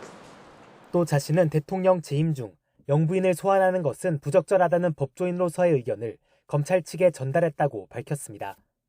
다만 김 여사 뜻에 따라 소환이 이뤄질 수도 있다고 덧붙였습니다. 조사가 이뤄지면 명품 가방 수수 의혹뿐 아니라 도이치모터스 주가 조작 사건도 함께 물을 수 있다는 관측에는 선을 그었습니다. 검찰이 별건 수사를 하겠다는 거냐며 사실상 거부 의사를 내비친 건데 이와 관련해서는 아직 검찰과 구체적인 얘기가 오가지 않았다는 점을 강조했습니다. 사전 조율도 없이 동시 조사가 이뤄질 수는 없다는 건데 여기에 대해서도 항상 수사에 협조한다는 마음이라며 가능성을 완전히 닫진 않았습니다. 김 여사 측은 최재형 목사가 제출한 카카오톡 대화에 빠진 부분이 많은 거로 보고 관련 내용 전부를 지난달 말 검찰에 이미 제출한 것으로 파악됐습니다. 또 김 여사 사무실 앞에서 선물을 들고 기다리던 사람이 보좌진이었다는 사실을 뒷받침할 물증을 검찰에 제출하는 등 적극 대응에 나서는 모습입니다. YTN 김철입니다. 국민권익위원회가 김건희 여사 명품 가방 수수 의혹 조사에 관해 소수 의견을 회의록에 남기기로 했습니다. 정승윤 권익위 부위원장 겸 사무처장은 오늘 오후 정부 세종청사에서 브리핑을 열고 최종적으로 사건 종결 의결을 담은 의결서와 회의록을 확정했다고 밝혔습니다. 그러면서 의결서에서 소수 의견 기재 여부와 방법을 충분히 논의했고 작성된 소수 의견 전문을 낭독해 회의록에 남기는 방법으로 결정했다고 말했습니다. 부산에 있는 빌라에서 부녀를 상대로 흉기를 휘둘러 40대 아버지를 숨지게 한 60대 가해자가 반려견 악취 문제로 피해자와 갈등을 겪은 정황이 확인됐습니다. 가해자는 스스로 목숨을 끊으려다가 의식 불명에 빠져 정확한 범행 동기 파악에 어려움이 예상됩니다. 보도에 차상한 기자입니다. 최근 40대 남성이 흉기에 찔려 쓰러진 빌라입니다. 반려견을 산책시키려고 데리고 나가다가 한때 주민이었던 60대 A씨가 휘두른 흉기에 다쳐 병원으로 이송됐지만 숨졌습니다. 여기 운동하러 오다가 소리를 들었거든요. 강음을 지르더라고요. 이제 애 막 강음 지르는 소리 들리고 엎드린 채로 이렇게 강아지 목줄 잡고 있더라고요. 강아지는 앉아있고. 수사에 나선 경찰은 빌라 주민들의 진술을 통해 두 사람이 반려견 악취 문제로 갈등을 겪어온 정황을 파악했습니다. 피해자 B씨 집 베란다에서 반려견 배설물 냄새가 심하게 난다며 A씨 동거인이 112에 신고한 기록도 확인됐습니다. 다만 경찰은 반려견 악취 문제가 이번 사건의 원인이라고는 단정할 수 없다며 조사가 더 필요하다고 설명했습니다. 가해자 A씨는 지난 2022년까지 해당 빌라에 살았다가 다른 곳으로 이사했지만 함께 살았던 동거인을 만나기 위해 자주 방문한 것으로 나타났습니다. 피해자에게 흉기를 휘두른 뒤 따라 나온 초등학생 딸도 공격해 다치게 했고 스스로 목숨을 끊으려다가 의식불명 상태에 빠져 경찰 진술이 불가능한 상태입니다. 경찰은 A씨가 피해자를 마주치기 전 흉기를 미리 준비했을 가능성이 있다고 보고 계획범죄 여부도 조사하고 있습니다. YT의 차상입니다. 경찰이 시청역 역주행 사고 피해자와 관련해 인터넷 커뮤니티에 올라온 조롱글에 대해 내사에 착수했습니다. 서울경찰청 사이버범죄수사대는 시청역 역주행 사고 피해자들을 모욕하는 인터넷 게시글 5건에 대해 입건 전 조사에 들어갔습니다. 경찰은 이 게시글에는 피해자들을 볼링핀에 빗대거나 모두 남성이어서 다행이라는 내용이 담겼다고 설명했습니다. 많은 사상자가 발생한 시청역 역주행 사고에서도 희생자들을 조롱하는 글은 어김없이 등장했습니다. 전문가들은 사람들의 비판을 관심으로 여기고 가벼운 마음으로 행하는 행위라고 진단했는데요. 이런 행동 때문에 피해자와 유족들의 마음은 멍들고 또 본인도 전과자가 될 수 있습니다. 양동훈 기자의 보도입니다. 시청역 역주행 사고 현장에 피해자들이 흘린 피를 토마토 주스에 빗댄 편지를 놓고 간 20대가 경찰에 입건됐습니다.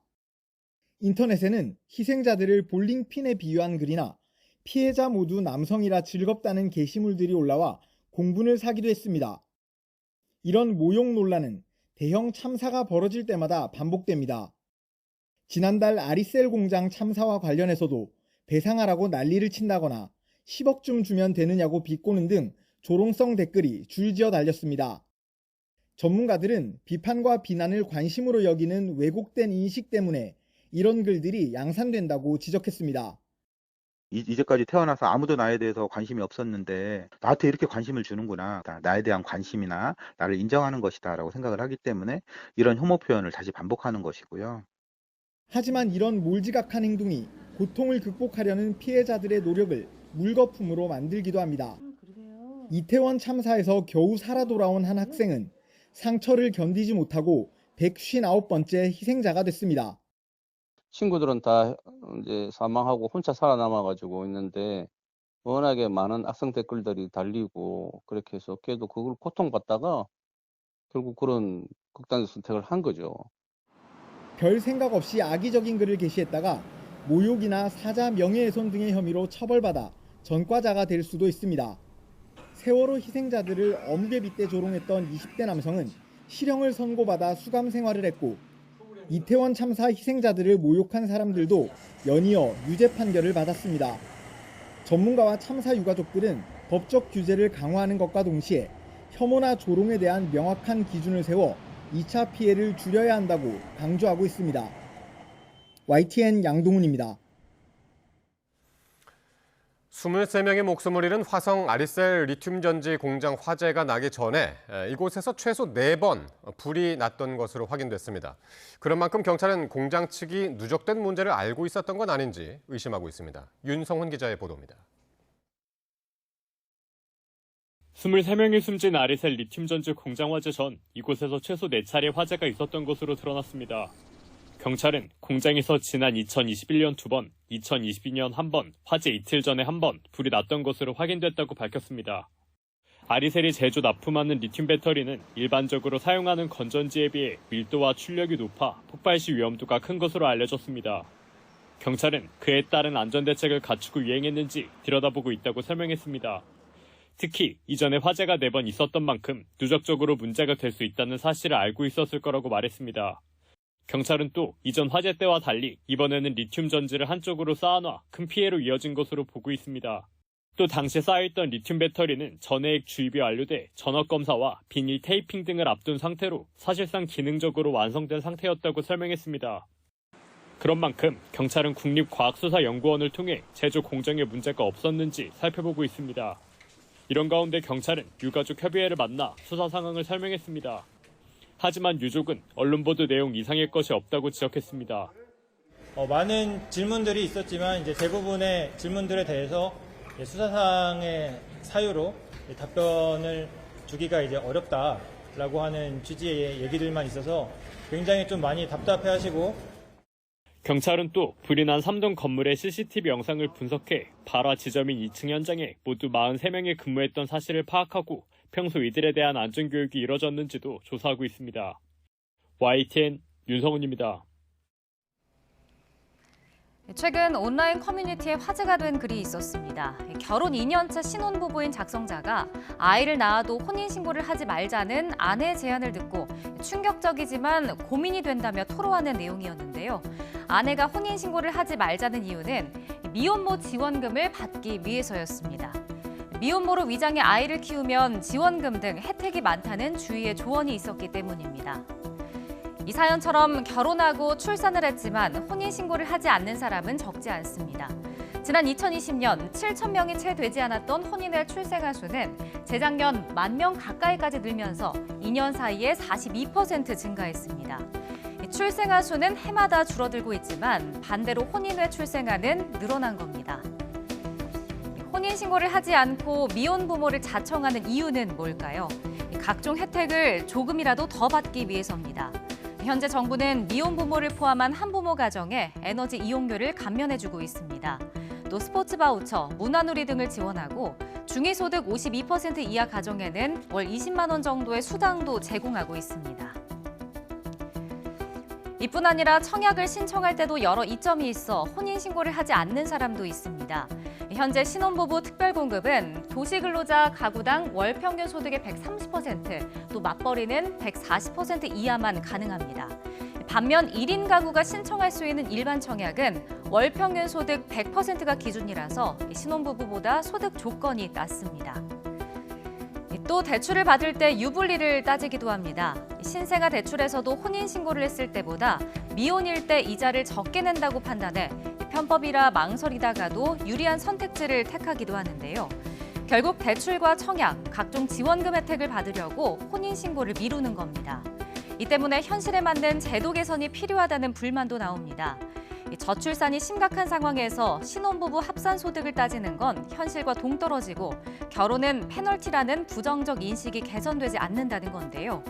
결혼을 늦게 하고 맞벌이하는 가정이 늘면서 소득도 전반적으로 높아진 만큼 실효성 있는 정책을 마련할 추가적인 검토가 필요해 보입니다. 네, 국민의힘 한동훈 당대표 후보가 총선 전인 지난 1월 김건희 여사의 문자 메시지를 무시했다는 논란이 전당대회의 최대 쟁점으로 떠올랐습니다. 총 5차례로 알려진 김 여사 문자에 어떤 내용이 담겼고 또 당시 상황은 어땠는지 강민경 기자가 정리했습니다.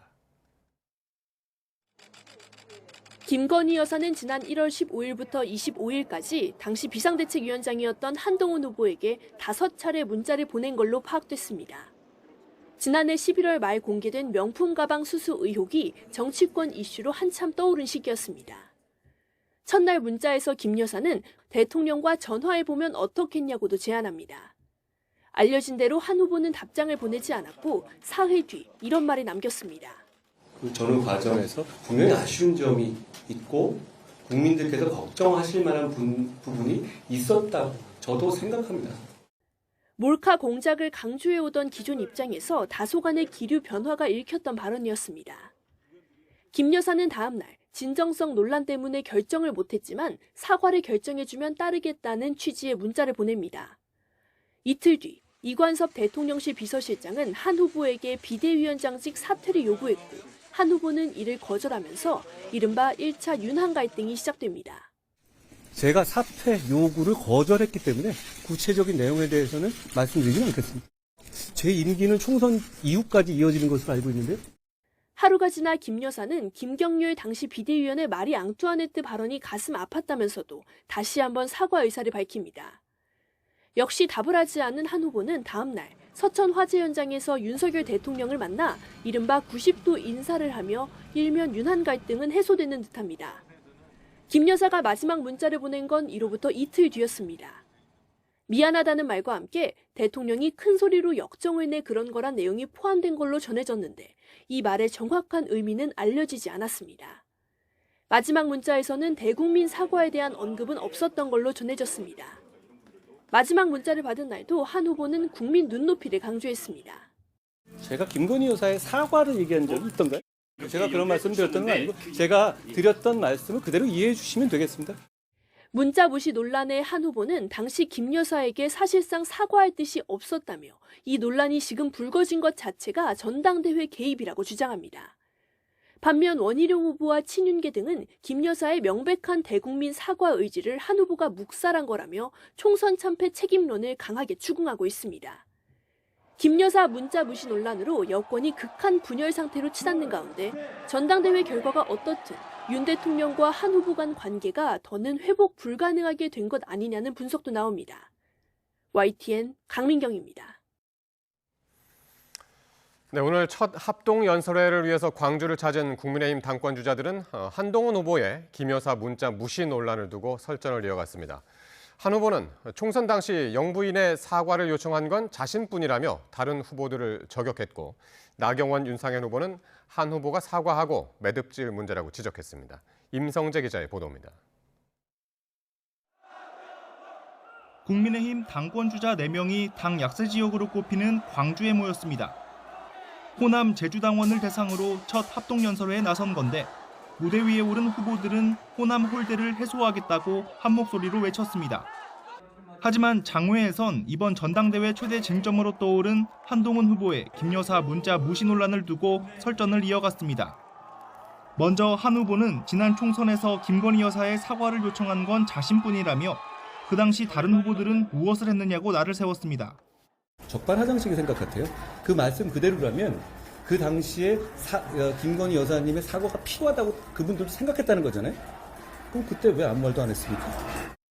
다시 당대표가 되더라도 영부인의 사적인 당무 상의엔 답하지 않을 거란 점을 분명히 했는데, 윤상현, 나경원 등 경쟁 후보들은 정리하고 갈 건 정리하고 가야 한다며 공세를 멈추지 않았습니다.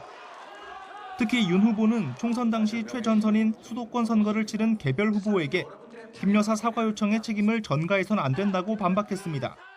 중앙에서 해결할 문제지, 솔직히. 그거에 대해서 당시 저희가 문자 내용을 접한 것도 아니고, 사실 지역에서 그 붙인 선거 환경에서 뛰기도 힘들었습니다.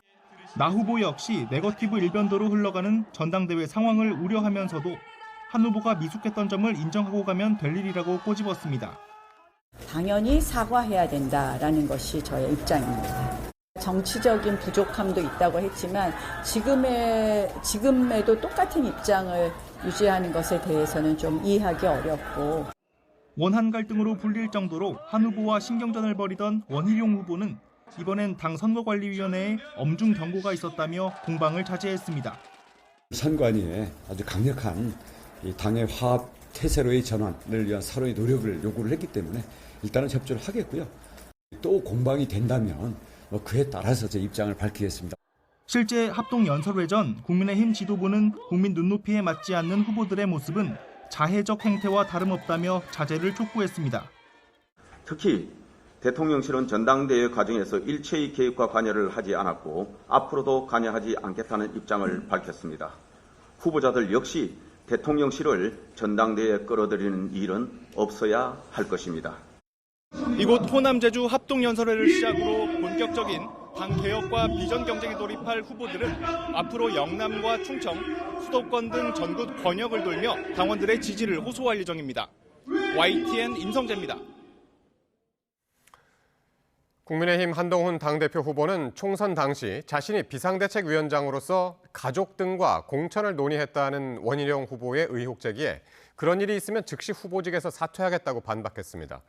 한 후보는 전당대회 첫 합동연설회 뒤 기자들과 만나 이른바 청담동 첼리스트 술자리 의혹과 똑같은 것 같다. 아예 그런 사실이 없다며 이같이 말했습니다. 앞서 원희룡 후보는 언론사 인터뷰에서 한 후보가 사적으로 공천을 논의한 사람이 누구냐는 질문에 가장 가까운 가족과 인척이라고 주장했습니다. 더불어민주당의 새 지도부를 뽑는 전당대회를 앞두고 최고위원 경선에 출마할 후보는 12명에 달할 전망입니다. 오늘은 전현희 의원이 이재명 지킴이를 자처하면서 출마 선언을 했는데 앞선 후보들 또한 이른바 명심 마케팅에 열을 올리고 있어 뒷말을 낳고 있습니다. 보도에 손효정 기자입니다. 앞으로 2년 동안 민주당을 이끌 지도부로 이번 전당대회에서 선출될 최고위원은 모두 5명. 지금까지 출마 선언을 했거나 준비하는 후보는 모두 12명으로 경쟁률이 2대 1을 넘어설 전망입니다. 국회의원 당선 횟수와 지역 연고, 출신은 달라도 출마의 변에서 빠지지 않는 건 이재명 전 대표의 이름이었습니다. 투사 전현희가 국민과 민주당, 이재명 곁을 지키는 수석 변호인으로 든든한 방패가 되겠습니다. 이재명 대표는 민주당의 가장 유력한 대선 주자이고 윤석열 정권은 다른 이변이 없는 한 민주당의 집권을 막기 어려울 수 있다고 판단할 수 있습니다. 민주당의 전당대회는 이재명 대표를 중심으로 한 본격적 집권 준비의 출발입니다. 다른 후보들도 저마다 명심을 내세우며 자신이 이 전 대표와 당을 이끌 적임자임을 강조하고 있습니다. 이 전 대표의 연임이 기정사실로 굳어지는 가운데 경선의 권리당원 투표 비중까지 높아진 만큼 친명계 강성 당원들의 표심을 사려는 전략으로 풀이됩니다. 충성 경쟁이 과열되고 있다는 지적이 나오자 친명 내부에서도 비판의 목소리가 터져 나왔습니다. 민주당이 어떤 방향으로 가야 될 것인지 그런 자기 자신의 비전과 가치를 제시를 해야지 뭐 이 대표와 가깝다 또 이 대표 함께 뭐 지방선거 대선 승리하겠다 이런 얘기만 해갖고는 부족한 거 아니겠습니까? 이 전 대표는 이르면 전당대회 후보 등록이 시작하는 날인 내일 연임 도전을 공식화할 예정입니다. 출마 선언 시기를 저울질하며 이재명 2기 체제 비전을 담은 메시지도 마지막까지 가다듬고 있습니다. 또 다른 당대표 후보로 나서는 경남지사 출신 김두관 전 의원은 내일 세종에서 출마 기자회견을 엽니다. 하지만 최고위원 후보군 모두 친명 1색에 차기 당권 구도 또한 이재명 1극 체제로 정리되면서 벌써부터 이변은 없을 거란 관측이 우세합니다. YTN 손유정입니다. 노무현 전 대통령 사위인 민주당 곽상원 의원이 쌍방울 대북송금 사건을 수사한 검사의 탄핵소추안 법사위 회부에 기권표를 던진 것을 두고 일부 당원들이 비난을 쏟아내 논란이 되고 있습니다. 이재명 전 대표 지지자 모임인 재명인의 마을 인터넷 카페에는 장인이 왜 부엉이 바위에 올라갔는지 곱씹으며 의원 활동을 하라는 등 비난이 담긴 글이 올라왔습니다.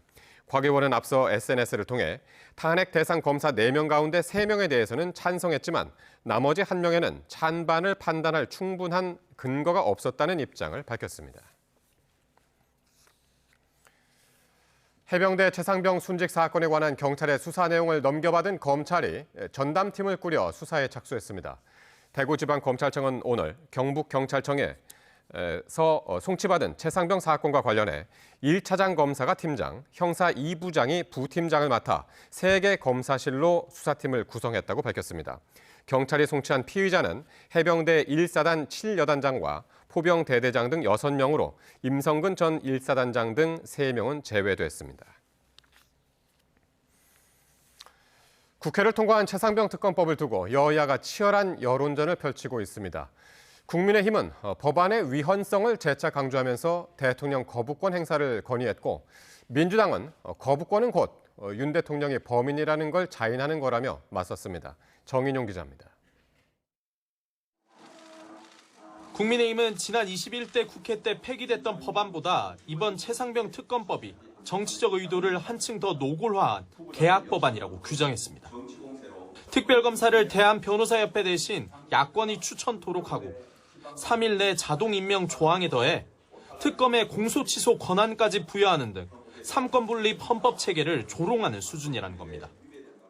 여야 합의 과정도 생략되고 위헌 투성인 특검 법안에 대해 대통령의 제2요건 행사를 강력히 건의합니다. 반면 임성근 전 해병대 1사단장이 경찰 수사에서 무혐의 결론이 나온 걸 고리로 민주당은 이제 거부권 명분은 사라졌다고 목소리를 높였습니다. 애초 윤 대통령이 수사 결과가 미진하면 먼저 특검을 하겠다고 밝혔는데 지금이 그 약속을 지킬 때라는 겁니다.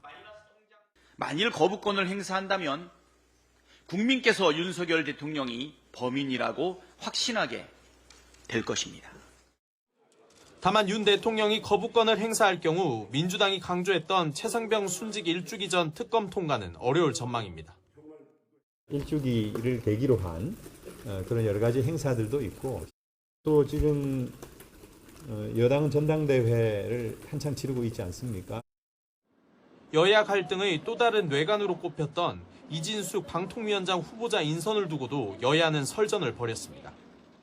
이분은 극우 유튜버들과 맥락을 함께하고 있습니다. 방통위원장의 가장 부적합한 자가 3번째 위원장으로 또 내정되었습니다. 이 후보자가 방통위원장으로 심한 것도 아닌데 탄핵부터 운운하는 것은 우물가에 가서 숭늉을 찾는 격입니다. 민주당은 공영방송 지배구조를 바꾸고 방통위 운영 방식을 개편하는 내용의 방송사법을 오는 11일 본회의에서 처리하겠다는 방침입니다. 이 역시 국민의힘은 언론을 입맛대로 주무르기 위한 법안이라고 반발하고 있어 7월 국회도 파행을 거듭할 거란 관측이 나옵니다. YTN 정인용입니다.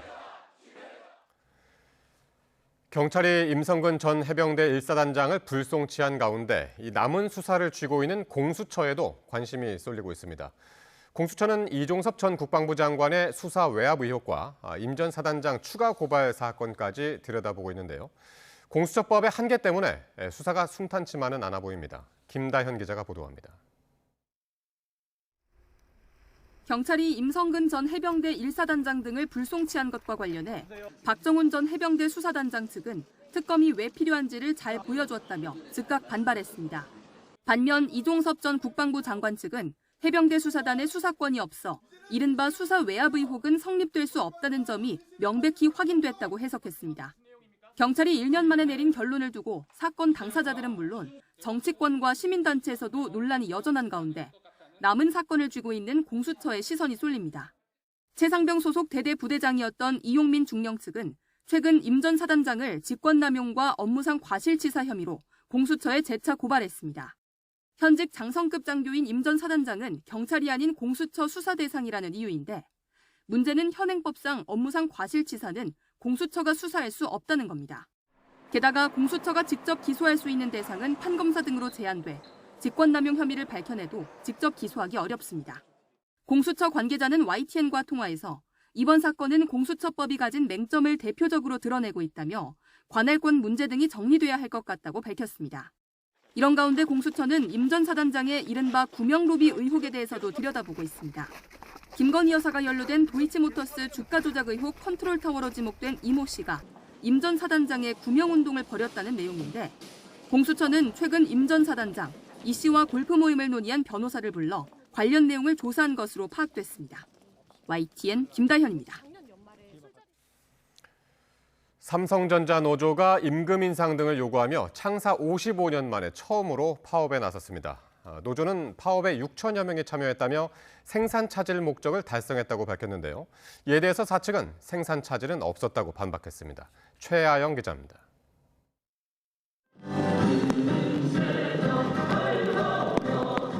굵은 빗줄기 속에 전국 삼성전자 노조가 일손을 놓고 화성 사업장에 모였습니다. 삼성전자 창사 55년 만에 첫 무임금, 무노동 파업입니다. 노조는 오는 10일까지 사흘 동안 파업에 나섭니다. 조합원의 복지와 정당한 임금을 쟁취하고 조합원의 상기를 높여 자긍심을 되찾고 삼성전자를 살리기 위해 최선을 다할 것입니다. 노조는 이번 파업에 예상보다 많은 조합원 6,540명이 나섰다고 밝혔습니다. 직군별로는 설비와 제조, 개발에서 5천여 명, 사업장별로는 반도체를 담당하는 기흥과 화성, 평택에서 4천여 명이 참석한 것으로 추산했습니다. 그러면서 파업 목적인 생산 차질을 달성했다고 강조했습니다. 생산 타격 가겠습니까? 안 가겠습니까? 무조건 갑니다! 현재 노조는 사측에 조합원 임금 인상과 초과이익 성과급 기준 개선 등 4가지 조건을 내걸었습니다. 이에 대해 삼성전자 측은 파업으로 인한 생산 차질은 없었다고 전했습니다. 또 내부에서 추산한 파업 인원도 3천여 명 수준인 것으로 알려졌습니다.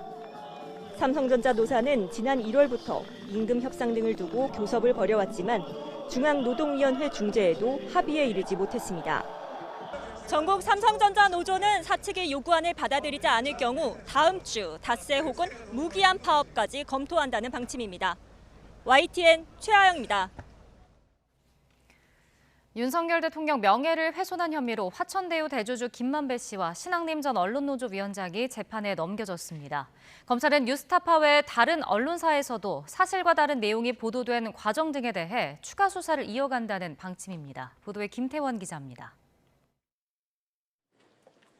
검찰이 허위 인터뷰 의혹의 당사자인 화천대유 대주주 김만배 씨와 신앙림 전 언론노조 위원장을 구속 기소했습니다. 이른바 허위 인터뷰를 보도한 뉴스타파 김용진 대표와 한상진 기자도 불구속 상태로 재판에 넘겨졌습니다. 지난해 9월 본격적인 수사에 나선 지 10달 만입니다. 뉴스타파는 지난 대선을 불과 사흘 앞둔 재작년 3월 6일 김만배 씨와 진행한 인터뷰를 보도했습니다. 지난 2021년 9월 15일 뉴스타파 전문위원이던 신 전 위원장과 김 씨 사이에서 이뤄진 대화 녹취였습니다. 김 씨는 여기서 윤석열 대통령이 과거 대검 중수부에서 부산저축은행 사건을 수사할 때 박영수 전 특검 청탁을 받고 대장동 브로커 조우영 씨 수사를 무마해줬다는 취지로 말했습니다. 그리고 닷새 뒤인 같은 해 9월 20일 김 씨는 신 전 위원장에게 책 3권을 산다면서 1억 6,500만 원을 건넨 것으로 확인됐습니다. 검찰은 김 씨가 인터뷰 내용을 보도해달라고 신 전 위원장에게 부정한 청탁을 했고 건넨 책값은 그 대가였다고 판단했습니다. 김 씨가 자신이 연루된 대장동 개발 비리 의혹을 은폐하면서 이재명 전 민주당 대표의 대통령 당선을 도우려고 윤 대통령에게 불리한 허위 보도를 기획했다는 게 검찰 시각입니다.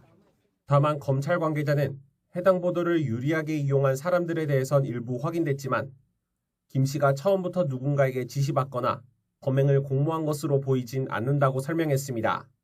검찰은 JTBC나 리포액트 등 대선을 앞두고 비슷한 취지로 보도했던 언론과 기자들에 대한 수사도 이어갈 방침입니다. YTN 김태원입니다. 후보 사퇴 요구에 맞서 대선 완주를 선언한 바이든 미국 대통령이 격전지를 찾아 단결을 강조했습니다. 하지만 대선과 함께 자신의 선거도 치러야 하는 민주당 의원들 사이에선 사퇴 요구가 잇따랐습니다. 보도에 유투건 기자입니다. 후보 사퇴 요구를 일축한 바이든 대통령은 일요일을 맞아 최대 격전지인 펜실베니아주를 훑었습니다. 흑인 교회와 선거사무소 방문, 노조원 면담 등 바쁜 일정을 소화하며 지지자들을 안심시키는 데 주력했습니다. 나이를 소재로 농담도 던지고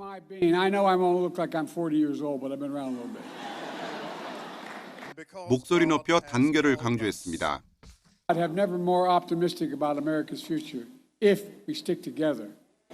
펜실베니아주 상원의원도 공개적으로 지지를 선언하며 분위기를 띄웠습니다.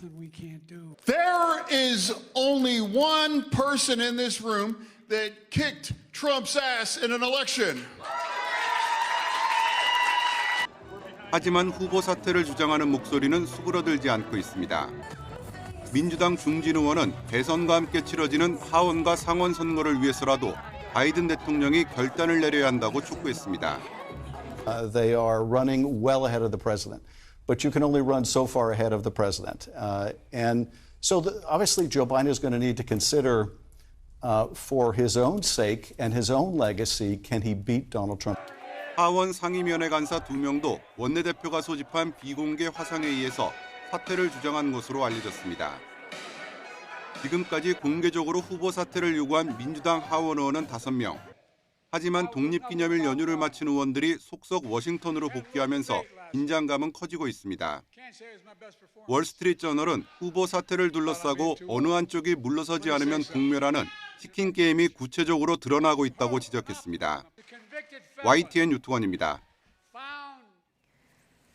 지난달 세계 평균 기온이 역대 6월 가운데 가장 높게 나타나 13개월 연속 최고 수준을 기록한 것으로 집계됐습니다. 파리 협약에서 정한 한계에 가까워졌다는 경고가 나오는 가운데 기후변화에 따른 재해가 더 자주 또 강하게 일어날 것으로 우려되고 있습니다. 정유신 기자의 보도입니다. 연일 기록적 폭염이 이어지고 있는 미국 서부 데스밸리 국립공원 온도계가 섭씨 55도를 나타내고 있습니다.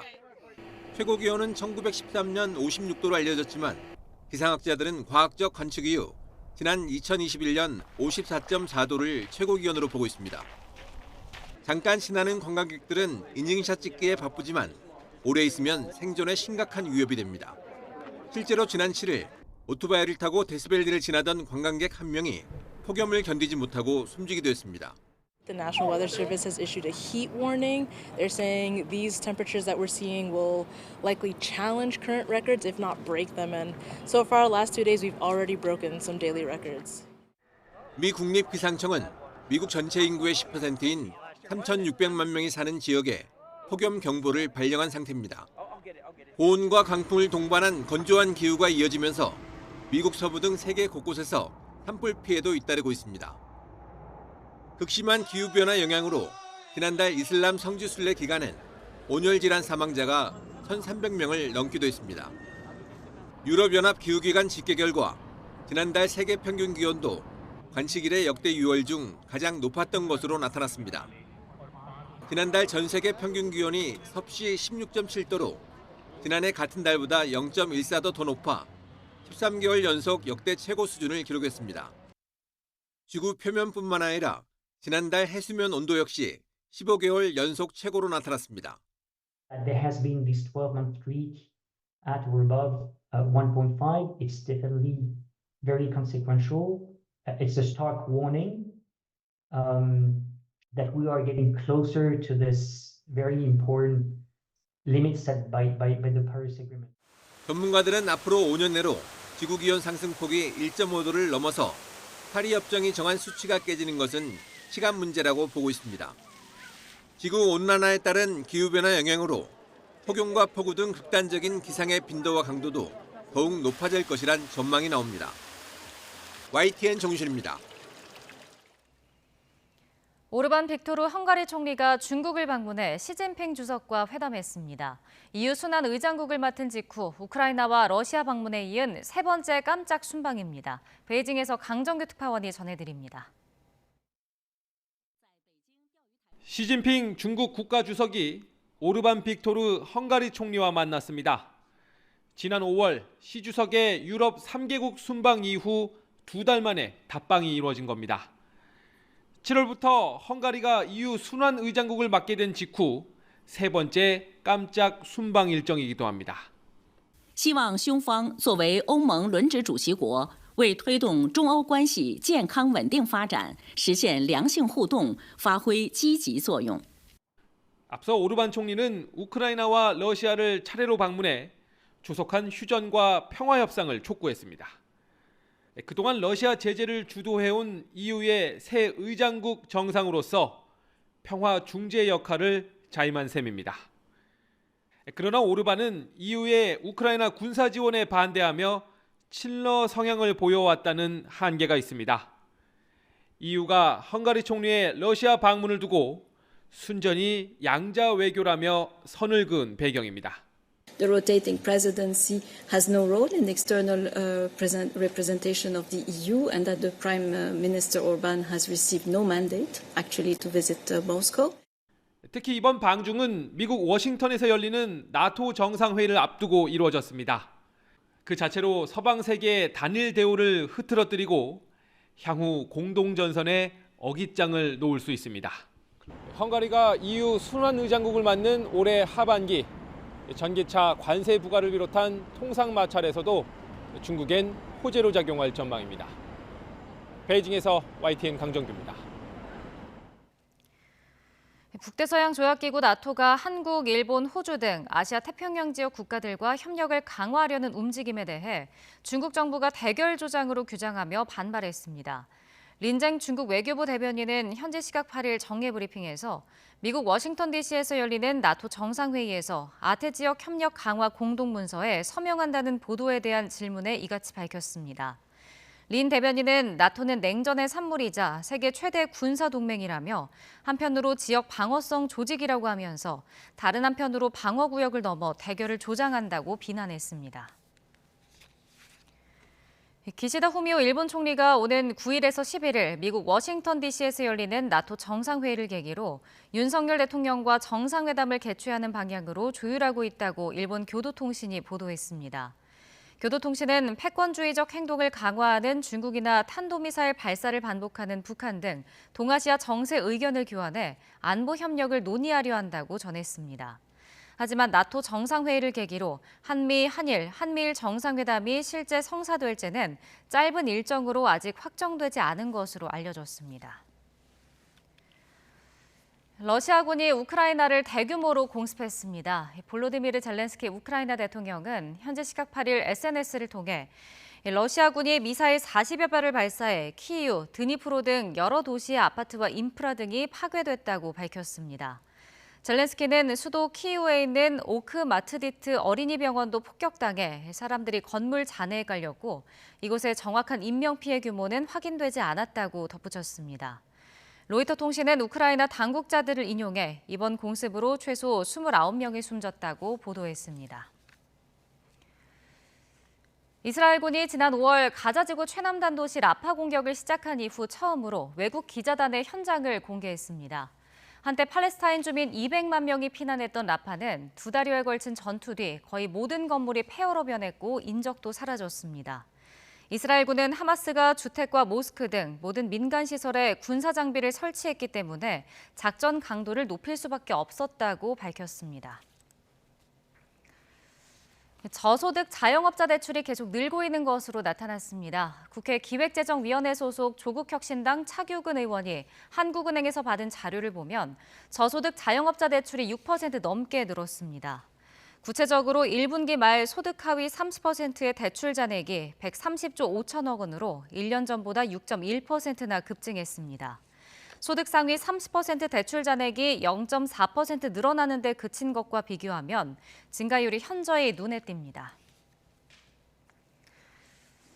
국책연구원인 한국개발연구원 KDI가 최근 우리 경제에 대해 경기 개선세가 다소 미약하다는 진단을 내놨습니다. 경기 회복 흐름이 지속되고 있다는 정부의 경기 평가와는 엇갈린 것으로 정부 진단에 변화가 있을지 주목됩니다. KDI는 오늘 발표한 7월 경제 동향에서 최근 우리 경제는 높은 수출 증가세에도 불구하고 내수 회복세는 가시화되지 못하면서 경기 개선세가 다소 미약한 모습이라고 평가했습니다.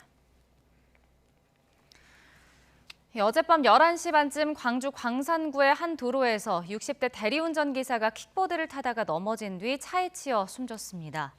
대리기사를 치어 숨지게 한 혐의로 입건된 40대 A씨는 경찰 조사에서 주변이 어두워 길에 쓰러진 사람을 보지 못했다고 경찰에 진술한 것으로 알려졌습니다. 경찰은 정확한 사고 경위와 사망 원인을 파악하기 위해 숨진 대리기사를 부검할 방침입니다.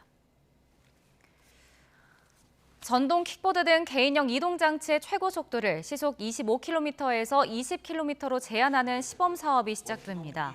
행정안전부는 개인형 이동장치 대여업체 10곳, 관계기관들과 함께 이런 내용의 안전관리 강화 업무 협약을 체결했습니다.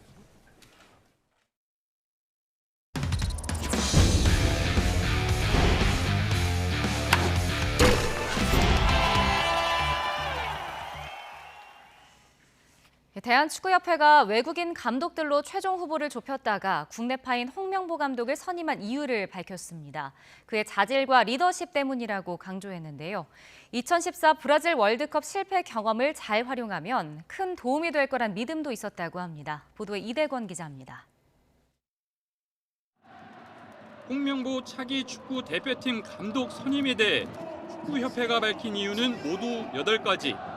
이 가운데 가장 강조한 건 그가 감독으로서 보여준 자질과 리더십입니다. 홍명보 감독의 브라질 월드컵 16강 진출 좌절 경험도 도움이 될 거란 판단도 작용했다고 합니다. 단기간 소집 시 선수들의 장점을 최대한 끌어내고 단합시켜야 한다고 생각했습니다. 또한 지난 홍명보 감독님이 대표팀에서 실패한 경험도 상황에 따라 적극적으로 활용할 필요가 있다고 판단했습니다.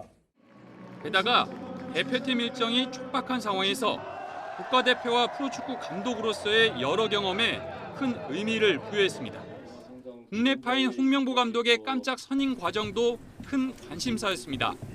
애초 최종 후보에 바그너와 포엣 등 외국인 감독이 올랐고 유럽 면담까지 진행했지만 결과적으로 무산됐습니다. 국내 체류기간 그리고 해당 소속 협회와의 관계 등 때문입니다.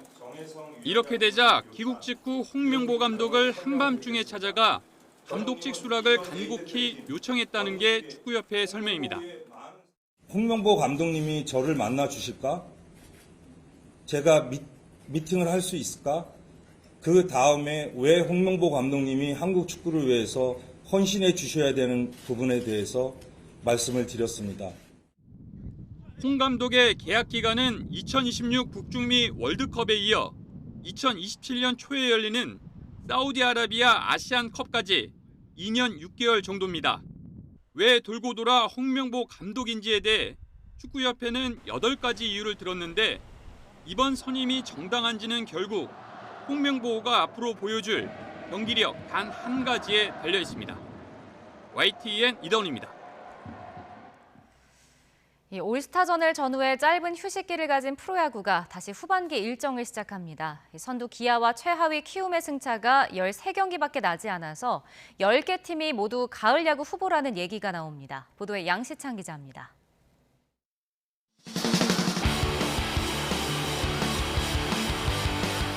나흘의 짧은 올스타전 휴식기를 끝내고 프로야구가 후반기 레이스에 돌입합니다. 승률 6할이 채 안 되는 선두 기아와 4할을 훌쩍 넘는 최하위 키움의 승차는 13경기. 팀마다 60경기 정도 남겨놓은 만큼 상하위 어느 팀도 가을 야구를 장담할 수도 또 포기할 수도 없습니다. 팀이 이길 수 있는 또 발판을 마련한 것 같아서 전반기 잘 마무리했고 이제 후반기에 뭐 전력으로 치고 올라가면 될 것 같습니다. 당장 선두 기아와 2위 LG의 3연전부터 야구 팬들의 시선을 빼앗습니다. 연승이냐 연패냐에 따라 후반기 순위 판세가 달라질 빅매치인 만큼 두 팀은 나란히 1, 2, 3선발을 차례로 등판시키는 총력전을 예고하고 있습니다.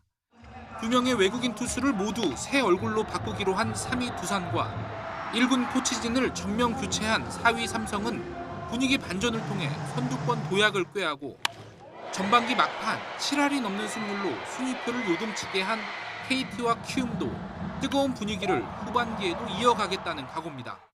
그러니까 10개 구단 하에서 전반기 마친 가운데 1위와 10위 차이가 가장 적게 난 전반기였잖아요. 후반기에는 정말 어떤 팀이 1위를 할지 어떤 팀이 가을 잔치에 갈지 도저히 예측하기 힘든 드라마가 쓰여질 것 같습니다.